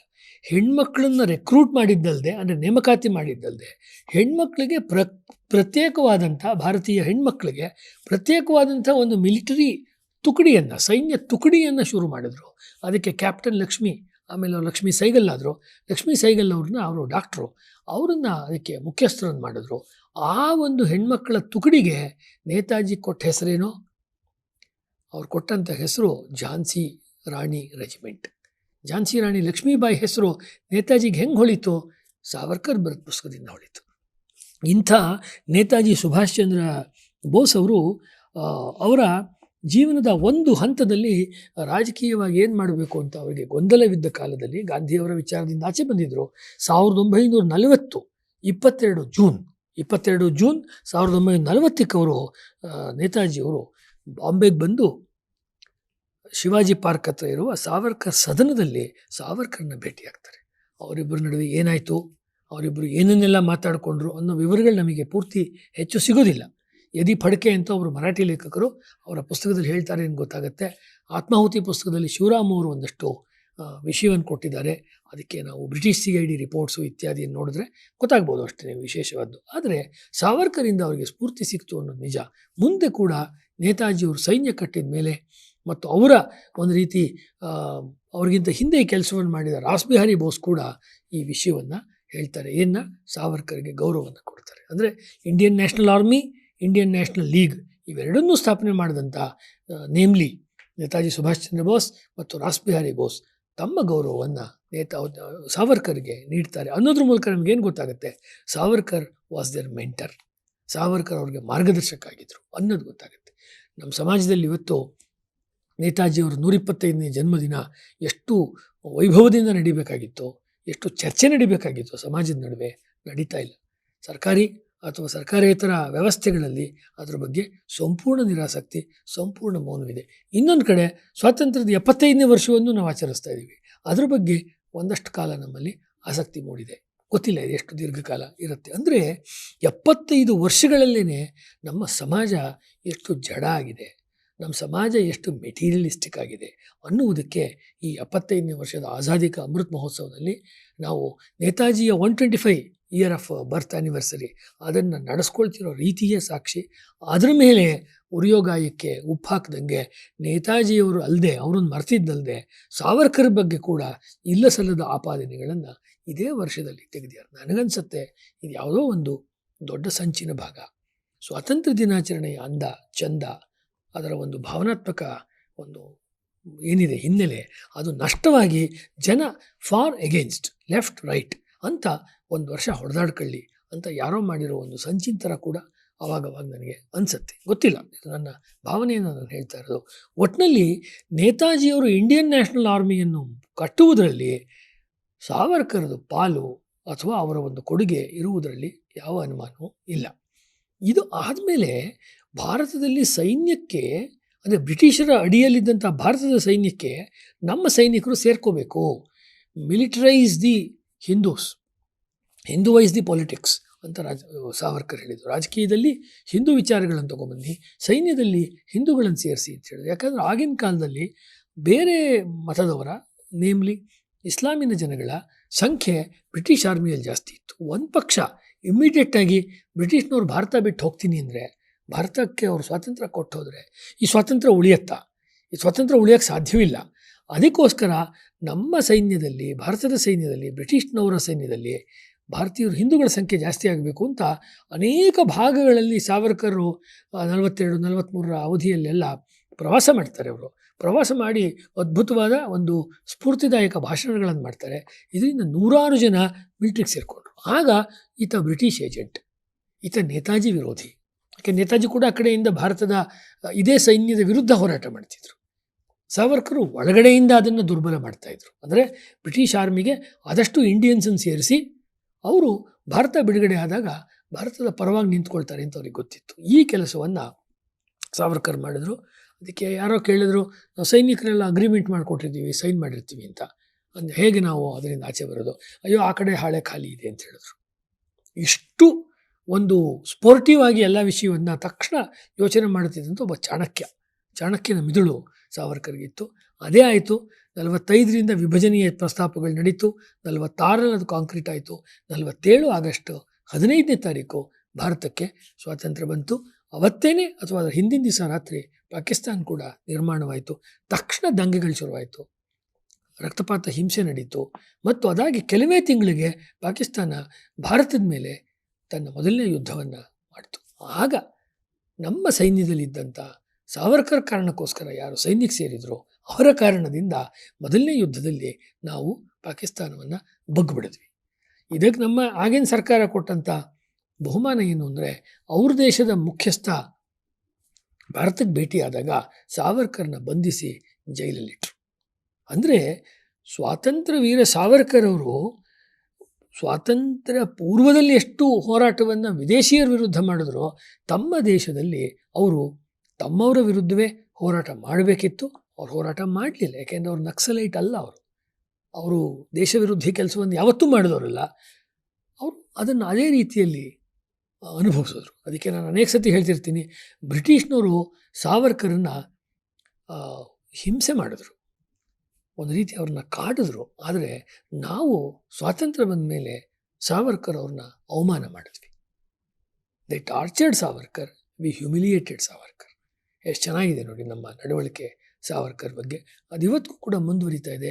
ಇದಕ್ಕೆ ಪಕ್ಷಪಾತ ಮತ್ತು ಹಿಂಸೆಯಿಂದ ಅಥವಾ ಹೋರಾಟದಿಂದ ಸ್ವಾತಂತ್ರ್ಯ ಬಂತು ಅನ್ನುವ ಕಥನ, ಅನ್ನುವ ನೆರೇಷನ್ನು ಎಲ್ಲಿ ಮುಂದಕ್ಕೆ ಬಂದ್ಬಿಡುತ್ತೋ ಅನ್ನುವಂಥ ಭಯ. ಆ ಕಾರಣಕ್ಕೋಸ್ಕರವಾಗಿ ಸಾವರ್ಕರ್ ಇರ್ಬೋದು, ನೇತಾಜಿ ಇರ್ಬೋದು, ಅವ್ರ ಹೆಸರುಗಳನ್ನು ಒಂದು ರೀತಿ ದಮನ ಮಾಡುವಂಥ ಪ್ರಯತ್ನ ನಡೀತಾ ಇದೆ. ಸಮಾಜ ಎಚ್ಚೆತ್ತಿದೆ.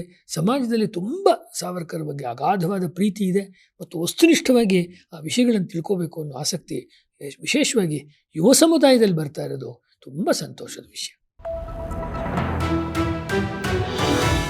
ವಿಸ್ತಾರ ನ್ಯೂಸ್, ನಿಖರ ಜನಪರ.